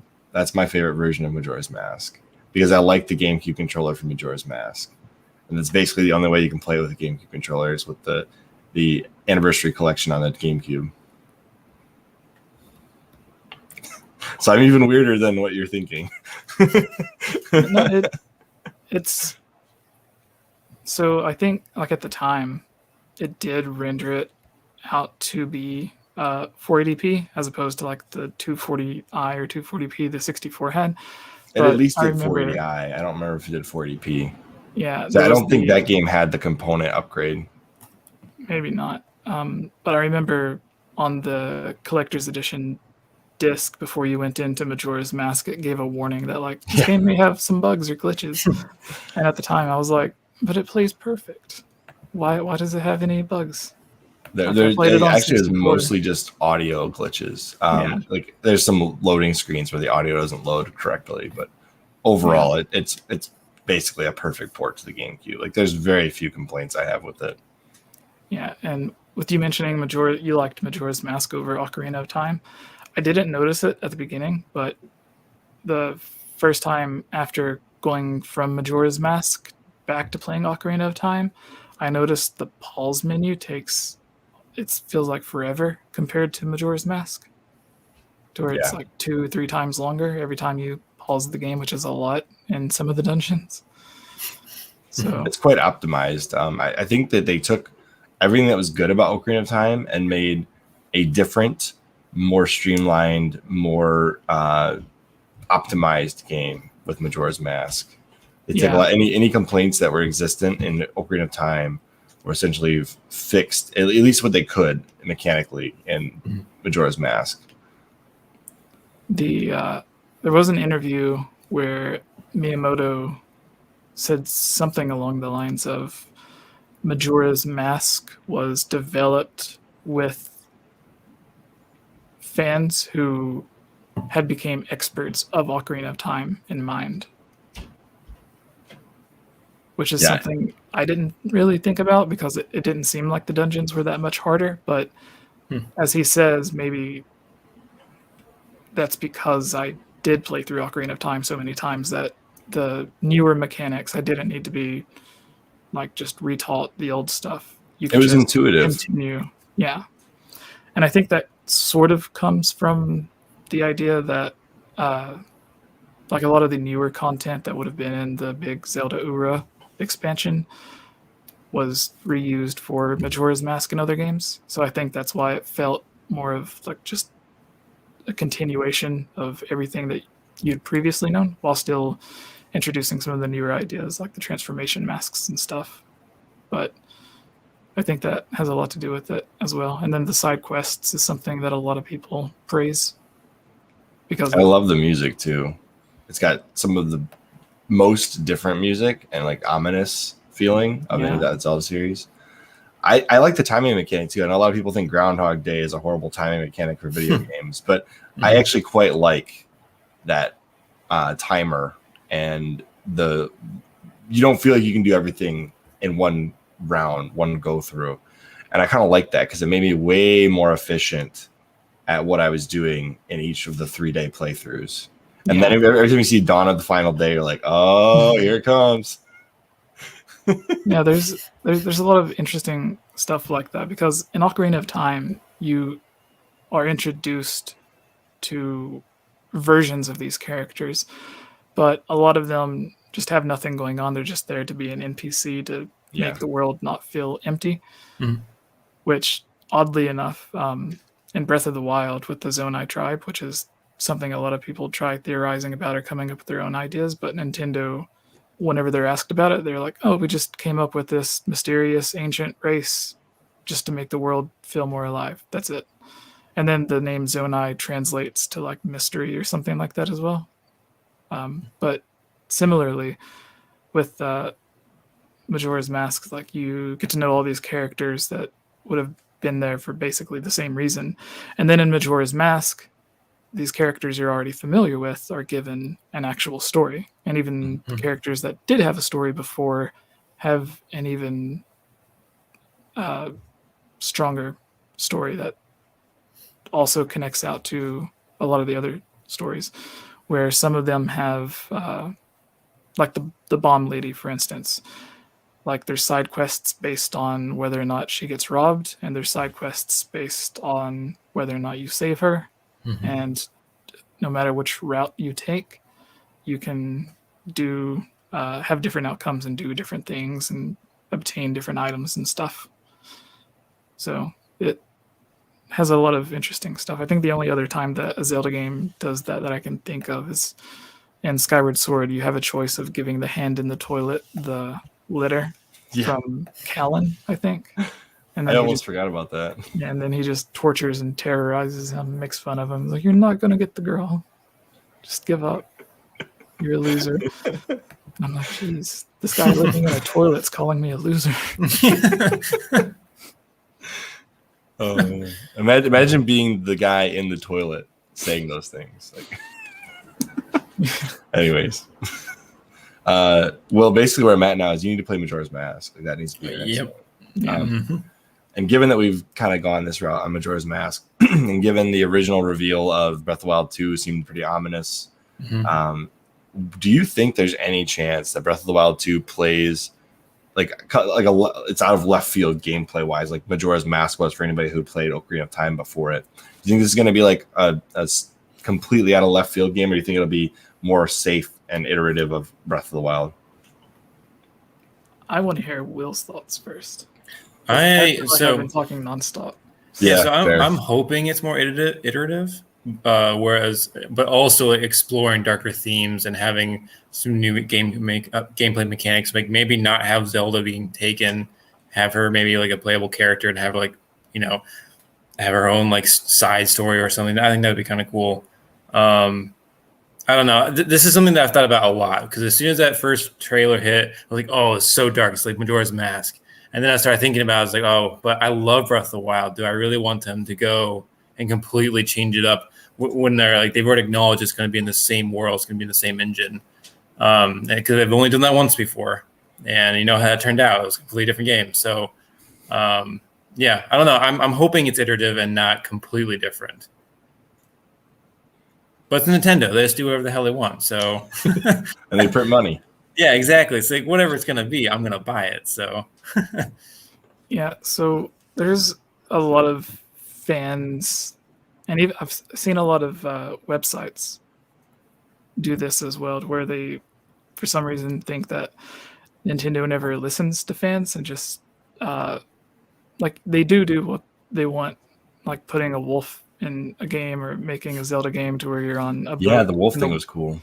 Yeah, you're on a boat basically forever, and then like people like Skyward Sword doesn't have an overworld, right? So it's like they do their own thing a lot, but they do also take a lot of fan feedback. Like the reason we didn't get Wind Waker 2 was because of Twilight Princess, or not Twilight Princess, but because the Western audiences didn't like the toon style, so they just went the completely opposite direction. But I think long-term people do like the toon style. Yes. Yeah, there are a lot of people that have turned around on it now, especially with games like Ni no Kuni, looking amazing in a similar style. Like I was hoping that's what a Wind Waker HD remake would have looked like, but with Wind Waker 2 became Twilight Princess because of fan feedback, and then Twilight Princess had complaints that it had this massive open world that was so large it had to be sectioned off into different areas to load in everything. And it was just so big that it kind of felt empty to a lot of people. So then Nintendo was like, okay, well, our next game, instead of making a big overworld that feels empty, we'll just make smaller segmented worlds that have tons of stuff to do, which is what Skyward Sword's main 3 provinces was. And then people complained about no overworld. So then Breath of the Wild had just one giant overworld that was still mostly filled with stuff to do. Even if it was just finding a random Korok puzzle or something like that, or a shrine, there was still something there. And they even had the feature they released in the DLC where it was the hero's journey or something, to where it shows you all the places you visited. And that was a tool that Nintendo designed based on fan feedback. Yeah, because they, with DLC and the sequel, they wanted to look at the areas that people weren't visiting, find out what's wrong with those areas, why people weren't going there, and then making them better. And with that, we also seen a lot of the stuff released in the DLC was actually, like if you look in the Creating a Champion book that I mentioned earlier, there's a lot of stuff in it that was concept things or unused content that was removed. Like there's a bunch of concept art with him on a dirt bike or a motorcycle. And typically, like if someone mentioned, oh, Twilight Princess almost had a motorcycle, you'd be like, no, it didn't. That's a stupid idea. But you see this concept art and you're like, okay, I can clearly see like this was just a fun doodle someone had. It wasn't probably meant to be actual concept art, but apparently it was, because when the DLC came out, it was there. And then there was just a bunch of other stuff like that as well, to where before we got or knew what all of the DLC was, you could have basically just looked at that book or interviews at what they talked about being taken out of the game or wasn't ready for the game yet. And that's essentially what all of the additional new content ended up being. And we see the same thing with Breath of the Wild 2, where they said that Breath of the Wild 2 began as a new pack of DLC for Breath of the Wild, but became so large that it ended up evolving into its own game. So they decided to make it a sequel. But even with that, the first trailer that we seen had it looked like Hyrule Castle was starting to rise up out of the ground. And we seen the body, I guess, or like the mummified body of Ganondorf. And in concept art from before Breath of the Wild released, we have there's concept art of Ganondorf in his human form standing on top of a giant floating island. So it seems like even Breath of the Wild 2 stuff, I'm sure it will have a lot of new gameplay mechanics that are specifically designed around the Switch that maybe the Wii U wouldn't have allowed, in the same way the Wii U had to have a lot of stuff removed because the Switch wouldn't have been able to do it. But with Breath of the Wild 2, hopefully they will be able to implement all of that new stuff. But then at the same time, they've also got all of these old concepts that they will now actually be able to put in, like how they wanted to do the motorcycle thing, but didn't get around to it or wasn't able to put it in until the DLC. And then we had, there's also concept art for underwater exploration. They said they had the hook shot in the game and had puzzles and stuff already designed around it, but they felt the player would feel too much like Spider-Man, so they took it out. And then that's probably true. One of the things that I always think about is you had a comment pop up on the screen. Yeah, you can do that by clicking the show. You don't have access to it, but Will and I do. We can pop any comment we like on the screen. He basically said, like, hey, I'd hate for Nintendo to just dish out fan service or pivot entirely based on our gripes. There's data-driving decisions and some feedback informing game design. And then he also continued that comment with, but my favorite ideas are unexpected by fans. Shout out to Retro Advisory Board. Yeah, and I think that's what Nintendo does already. Right. Like I mentioned earlier, I don't think anyone who played Wind Waker HD was like, you know what would really make Wind Waker 2 amazing is if you could turn into a wolf. I don't think anyone had that idea. But with continuing with Breath of the Wild 2, they had we've seen a bunch of the concept stuff that ended up becoming DLC and then ended up becoming what we see in Breath of the Wild 2. But there's also concepts that we haven't seen yet that a lot of people actually wanted in the original Breath of the Wild, like underwater exploration and stuff like that, which was oddly missing from Breath of the Wild. Like, it has more water than almost any Zelda game and more lakes or rivers and everything, aside from Wind Waker. But for some reason, you can't swim under the water, even though, like, there is this big Lake Hylia. And I didn't even think about that. Every time we've had Lake Hylia, we've had some form of the water temple or whatever. Every time That's we've fair. had Death Mountain, there's been some fire temple, and like so there was no underwater exploration. There was no themed dungeons. Some of the shrines were themed to where they had like ice puzzles, or you had to do certain stuff with fire, or like they had lava all around. So there was kind of themes or fans blowing you like in a wind temple, but they just had the same aesthetic. So even though they were technically themed differently, they still felt the same. To whereas just changing the color would have been enough to satisfy some of the fans that wanted the themed stuff. But one of the other things that goes back to the concepts was it was actually the same E3, or not, I don't know if it was E3, but it was the same Nintendo Direct where Wind Waker HD was revealed.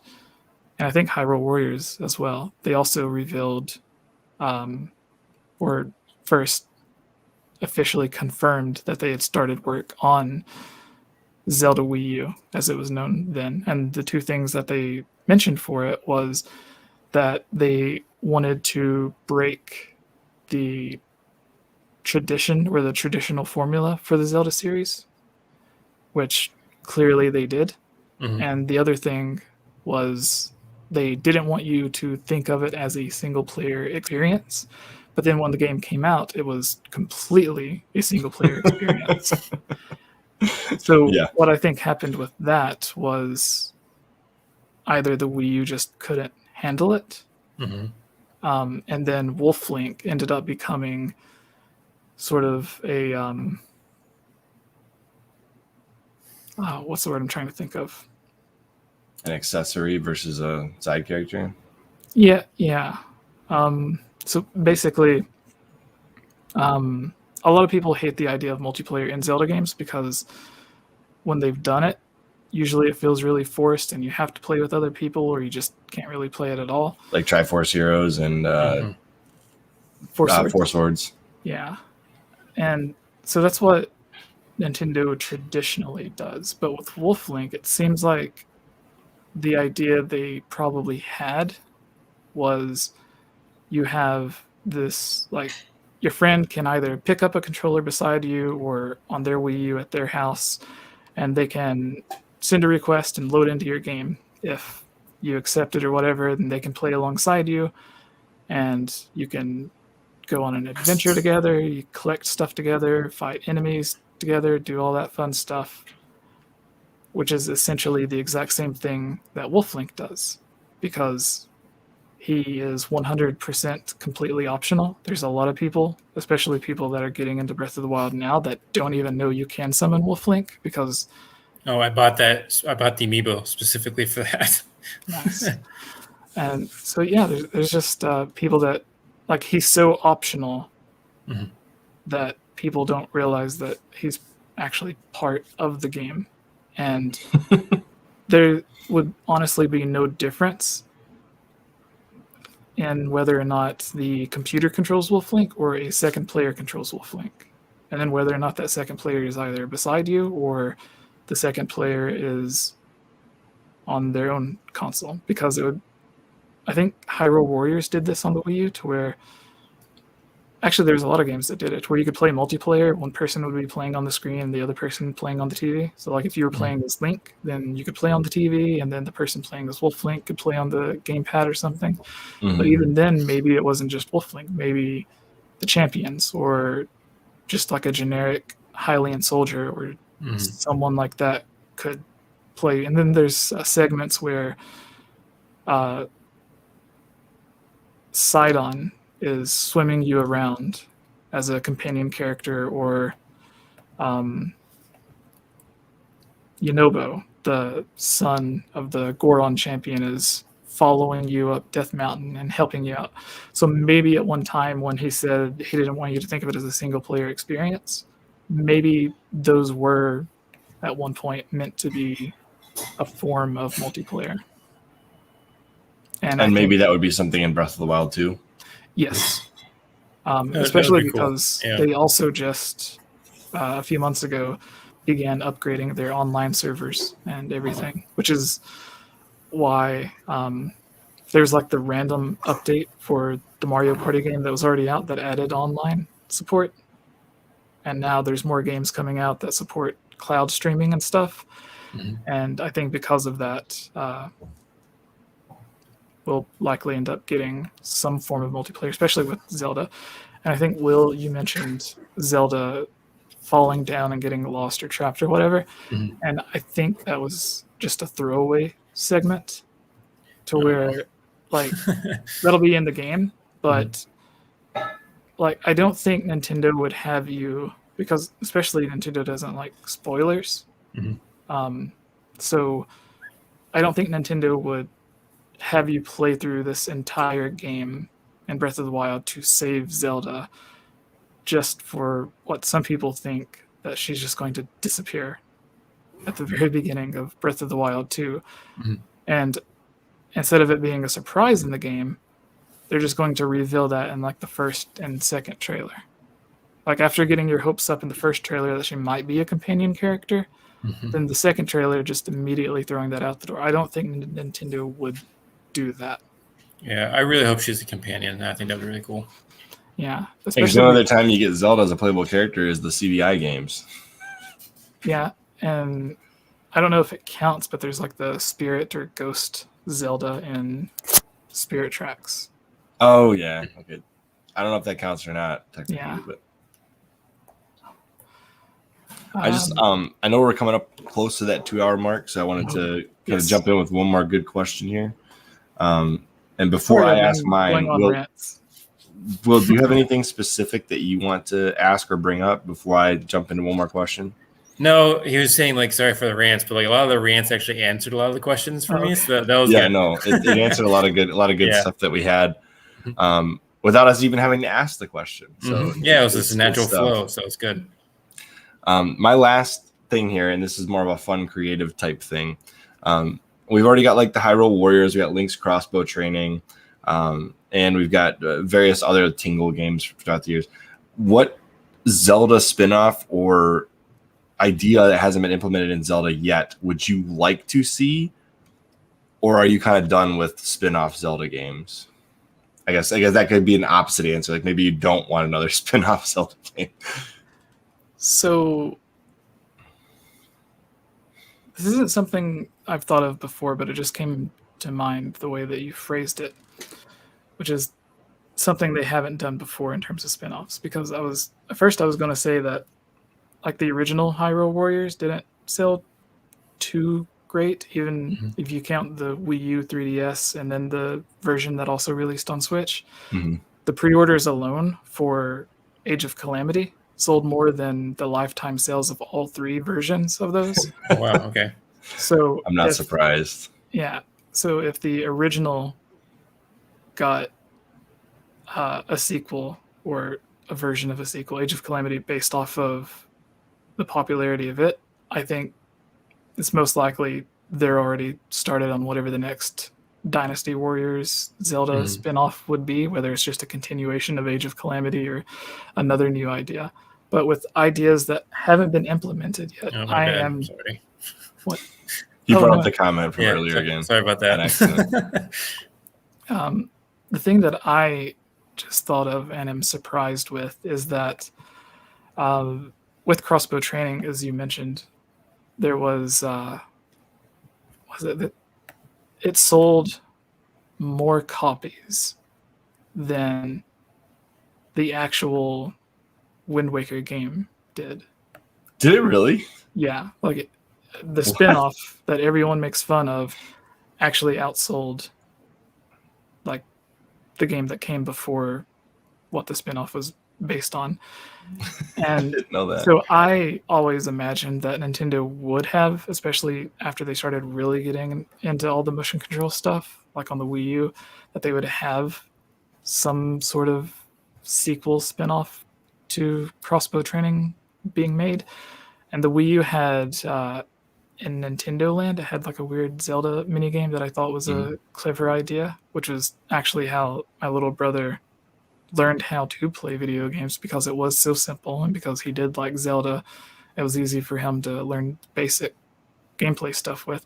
But almost every Zelda game has some form of fishing, at least after Link's Awakening and Ocarina of Time.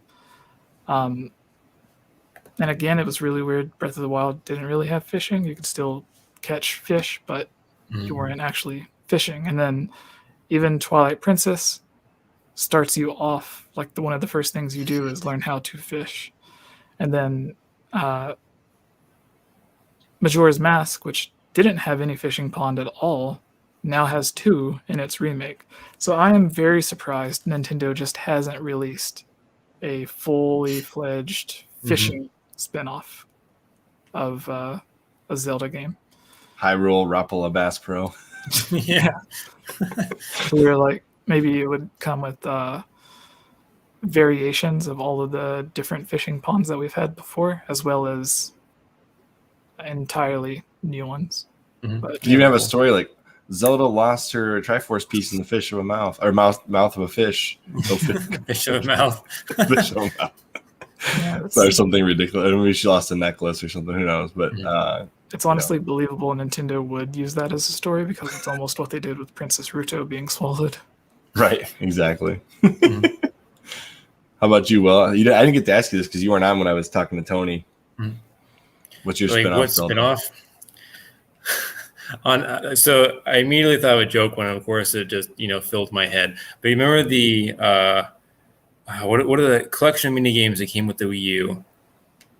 Nintendo Land. Nintendo Land. He was just talking about that.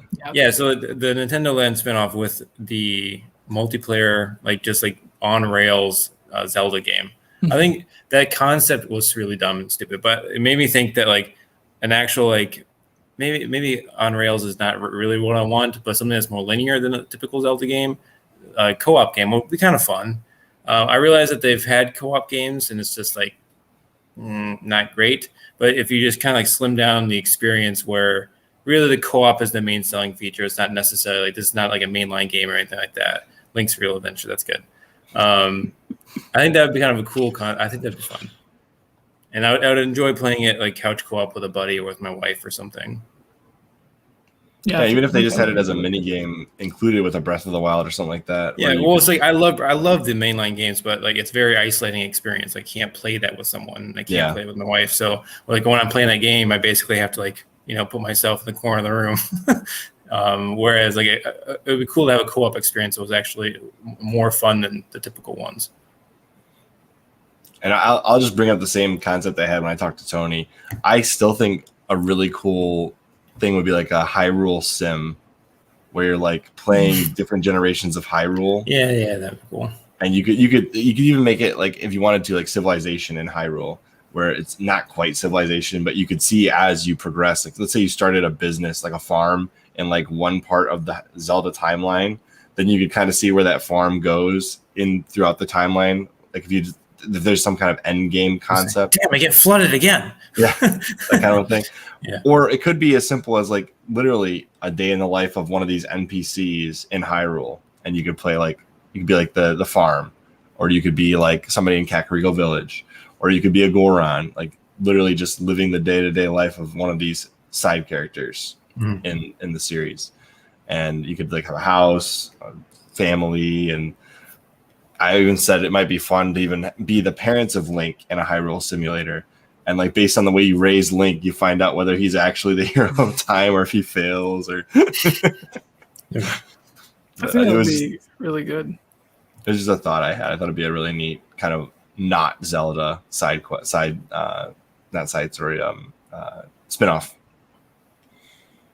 So I don't know. Even if it was something similar to is it not Terraria? What's that other one that everybody liked back 2018, 2019 time frame? I'm trying to think what the game was called. It was a 2D top-down life sim game that had some extra adventure aspects to it. I can't think what the name of this game's called now. Yeah, I need more than that. I know that Patrick played a lot of it. Would it be something like Animal Crossing? Yes and no.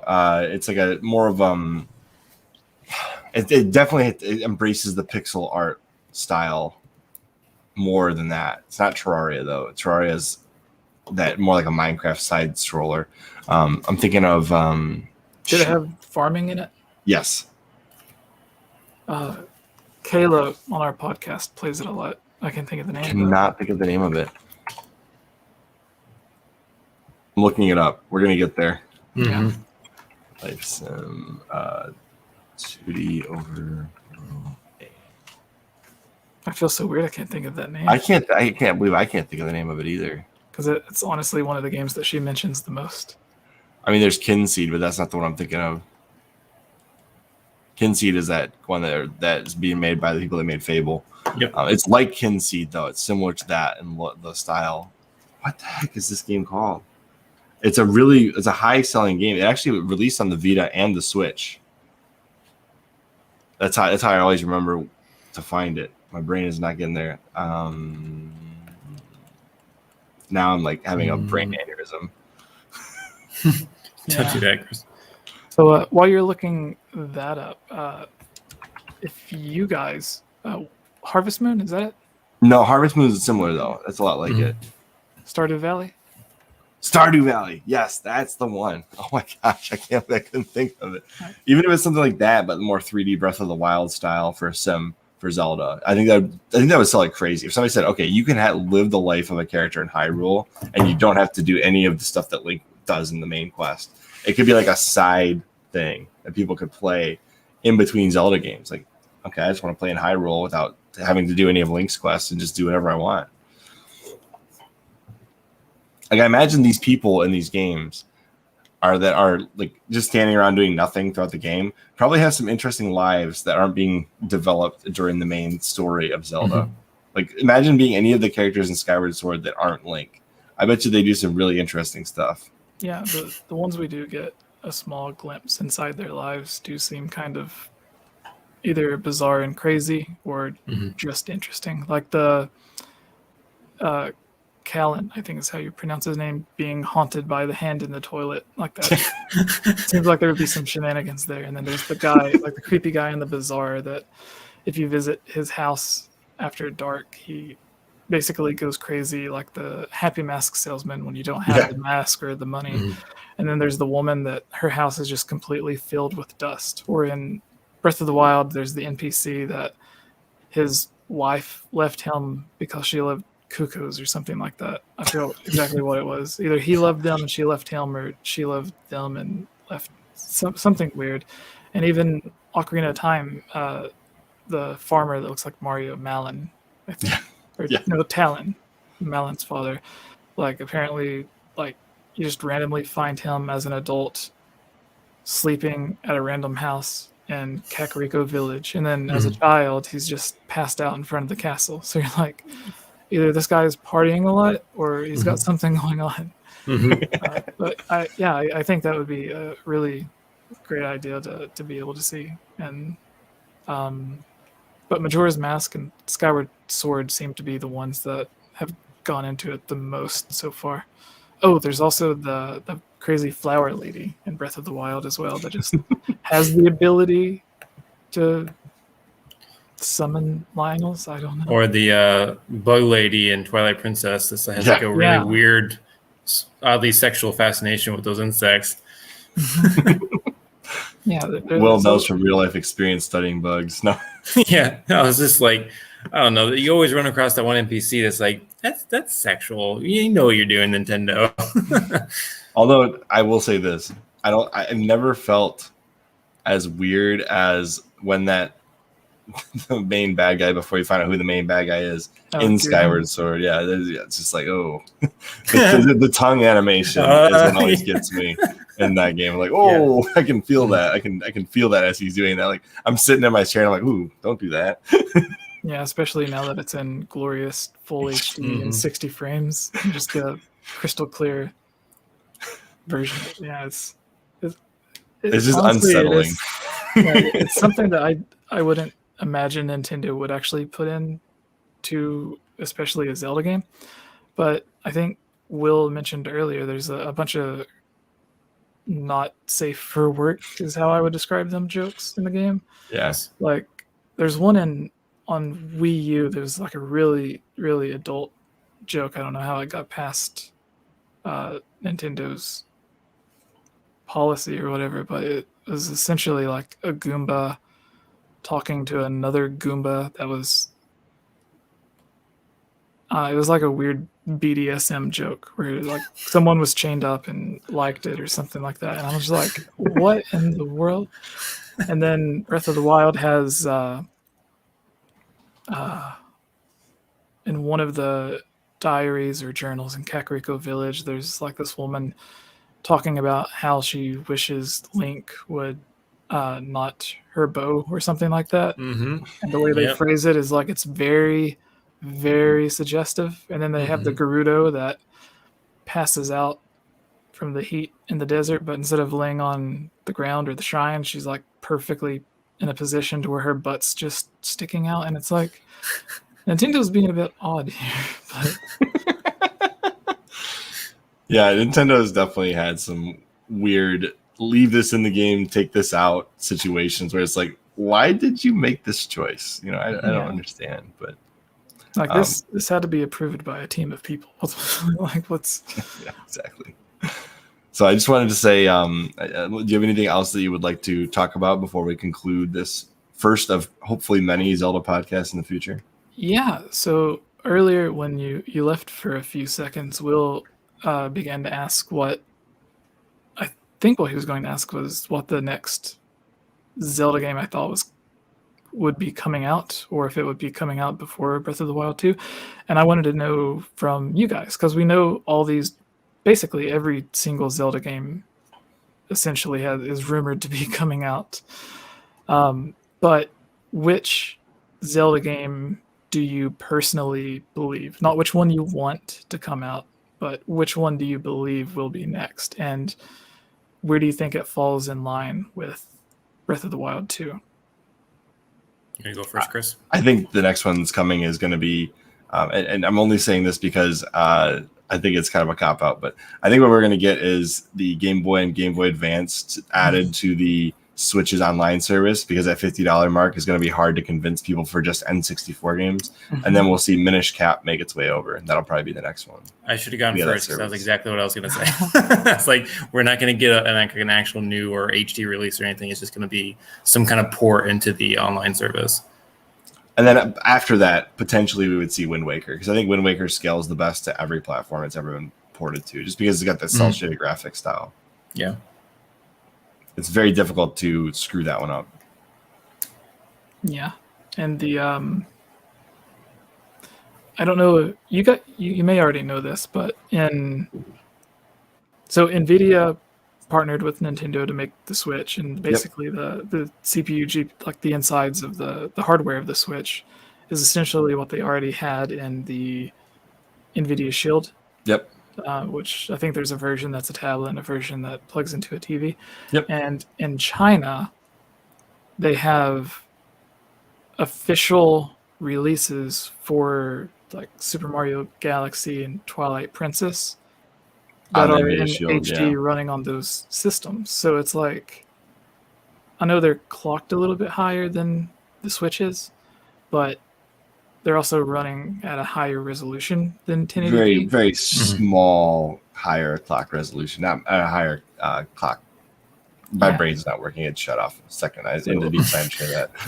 I'm sorry. And I think so far, really, the only GameCube game like Twilight Princess that we've gotten on Switch was Super Mario Sunshine, which it even played faster, and I think it ran at like full HD and 60 frames or something like that, because just the movement itself also moved, like the game just ran faster on the Switch. So I think GameCube games and stuff would be interesting to see. Oh, I 100% agree. Yeah, I don't think they'll do it only due to the memory size and the Switch having such a small internal storage system. But definitely if they do release the quote-unquote digital Switch I just heard rumors about, like if they throw a 512 gigabyte internal storage in there, yeah, that could totally happen. But with only 32 to 60, was it 64 gigs on the OLED, it ain't gonna get GameCube. It'd be too many unless you do it on like an a la carte download system where you only download the ones you're playing at that time. It wouldn't make sense in my opinion unless that's the way you're going to do it. And then you'd have to download each one individually. And Nintendo's all about that convenience factor where everything's already available and downloaded and ready to go, which is why N64 is the next logical step, being that the files are like 75 to 100 megabytes tops per game, depending on what enhancements they added. And so the whole service adding N64 is only going to be like a few gigs total. Yeah, that makes a lot of sense. Whenever you mentioned thinking Game Boy and Game Boy Advance games coming to Switch to help make that price point feel a little bit better for the people that are paying so much for the extra N64 games. That's why I would imagine GameCube games coming, but even then, I think they would just be good enough to sell on their own as opposed to putting up for free. Put them on some carts. Yeah, just throw like Luigi's Mansion did well, and they remade it on the 3DS, and then they did the new sequel on the Switch. Yeah, I think GameCube games would easily sell on the Switch. Just re-release them on carts. They're not going to be able to fit them on the internal storage to make any meaningful impact for online service. So, especially if the multiplayer games were also updated to have online, like the rest of them, like playing Smash Bros. Melee or Mario Kart Double Dash online. Would be Double Dash! Oh, that's made for the Switch. But yeah, I guess that was the only question I had for you guys, because I thought it would be interesting. Because, like with me, I would want Wind Waker HD on Switch, but I believe Ocarina of Time will be the next one. Okay. Yeah, so. I think it could be either way personally, but Wind Waker is my best bet just because it would take less work to do it, and so I think they'd probably do both if they're going to do one or the other. I think they'd probably do Wind Waker and then announce Ocarina of Time at like the end of next year or something. Yeah, it does with the popularity of Ocarina of Time. You mentioned it being saved for like a next gen Switch launch for a new console. Yeah, that does make a lot of sense. So I do want to mention to anybody that's still watching and anybody that watches after this podcast is concluded, make sure you guys go over to youtube.com/GameOverJesse. I'm sure we'll have him on again in the future. Definitely subscribe to his podcast. He covers Zelda thoroughly, consistently, and very well with him and his co-hosts. And it's really fun to kind of tune in and just even if you're working, like it's easy to tune in and listen because it's a pretty casual and easy to listen to conversation. And they have a lot of the facts that Will and I don't have. So I would recommend you check them out and get updated on the latest Zelda facts and information, as opposed to waiting for us to do our next ZELDA-CAST in like probably 3 months or so.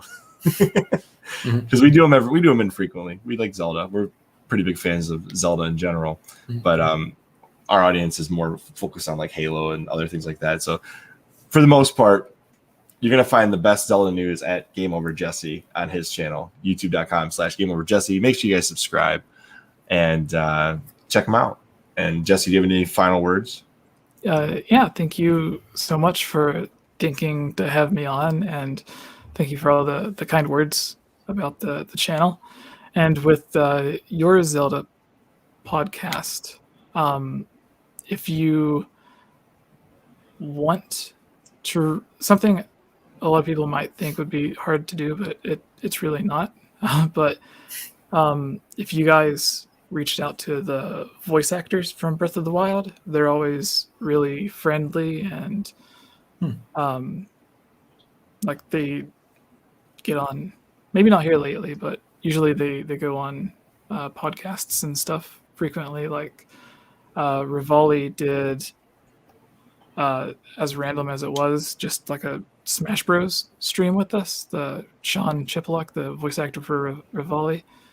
And he also was apparently a semi-professional Smash Bros player because that's cool. We had like 2 hours of playing against him with dozens of people and not a single person beat him once.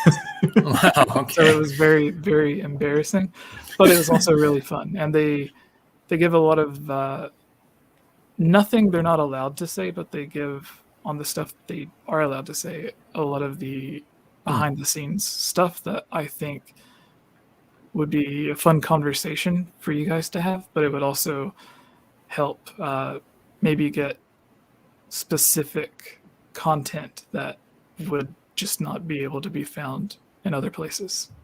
So I appreciate that advice. Yeah, I'll have to reach out to some of them.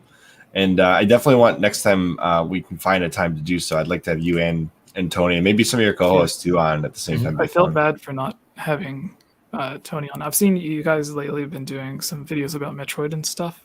Yeah. Daniel, my co-host, is probably as big of a fan of Metroid as he is Zelda. Like I think he's actually live streaming Metroid right now. So if you guys ever wanted to get him on, I'm sure he would love to come on and chat with you guys as well. But maybe I'll invite him on for Metroid. I'm doing Metroid Mondays as long as I can, anyways. Where every Monday I'll be playing through one of the Metroid games, and right now I'm doing the NES version of Metroid. That was my first one, and maybe I'm trying to have like casual conversation throughout. So I might start inviting guests on during the gameplay to talk with me about Metroid as I play. So maybe that might be a good segment for him to be on. Yeah, that's actually really interesting because even for people that just want to tune in for the discussion and aren't necessarily interested in the gameplay can do that and join the discussion to where normally it would just be someone talking about what they're doing in the game. So that's actually a really good idea. I hope it goes well for you. Thank you very much. And I wanted to say that I do feel bad for missing the podcast with Tony last time. Tony is one of the people that I was a fan of before I even started YouTube. And same. He was very nice and helpful and everything whenever I started and asked him to come on and we were talking and everything. So yes, Hard for Games. Got that bell locked in. Yeah. So I would definitely love to be on an episode with him or just anyone in general. It was a lot of fun talking, but I feel like I go on a bit too long. Like instead of just saying something, I'll give some sort of backstory or an interview fact or something to kind of back up what I'm saying. And that kind of gets me on tangents and stuff. So I've got some of our previous guests I've been thinking about for whenever we have you on for the next time, and I'll shoot you some ideas for the next one. So I do want to thank you for coming on and giving us 2 hours of your time. It's been a blast, and I've learned quite a bit throughout this podcast. So I hope that other people that have tuned in and even Will maybe learned a few things that he didn't know before. I learn something new every week. So, so I do want to say thank you, and we are going to had to conclude this, even though I am really enjoying this conversation. So, yeah. Well, again, thank you all so much for having me on. Absolutely. And as always, I'm Chris from the CHRILLCAST, and we have had. What am I supposed to say there? I don't know. I think I screwed this up. As always, you totally did. That's not a lean into anything. What am I supposed to say there? As always, I'm Chris. And I'm Will. And then he would say he's Jesse. I am? Yeah. I guess I am Jesse. And we will see you all on the next CHRILLCAST. See you guys.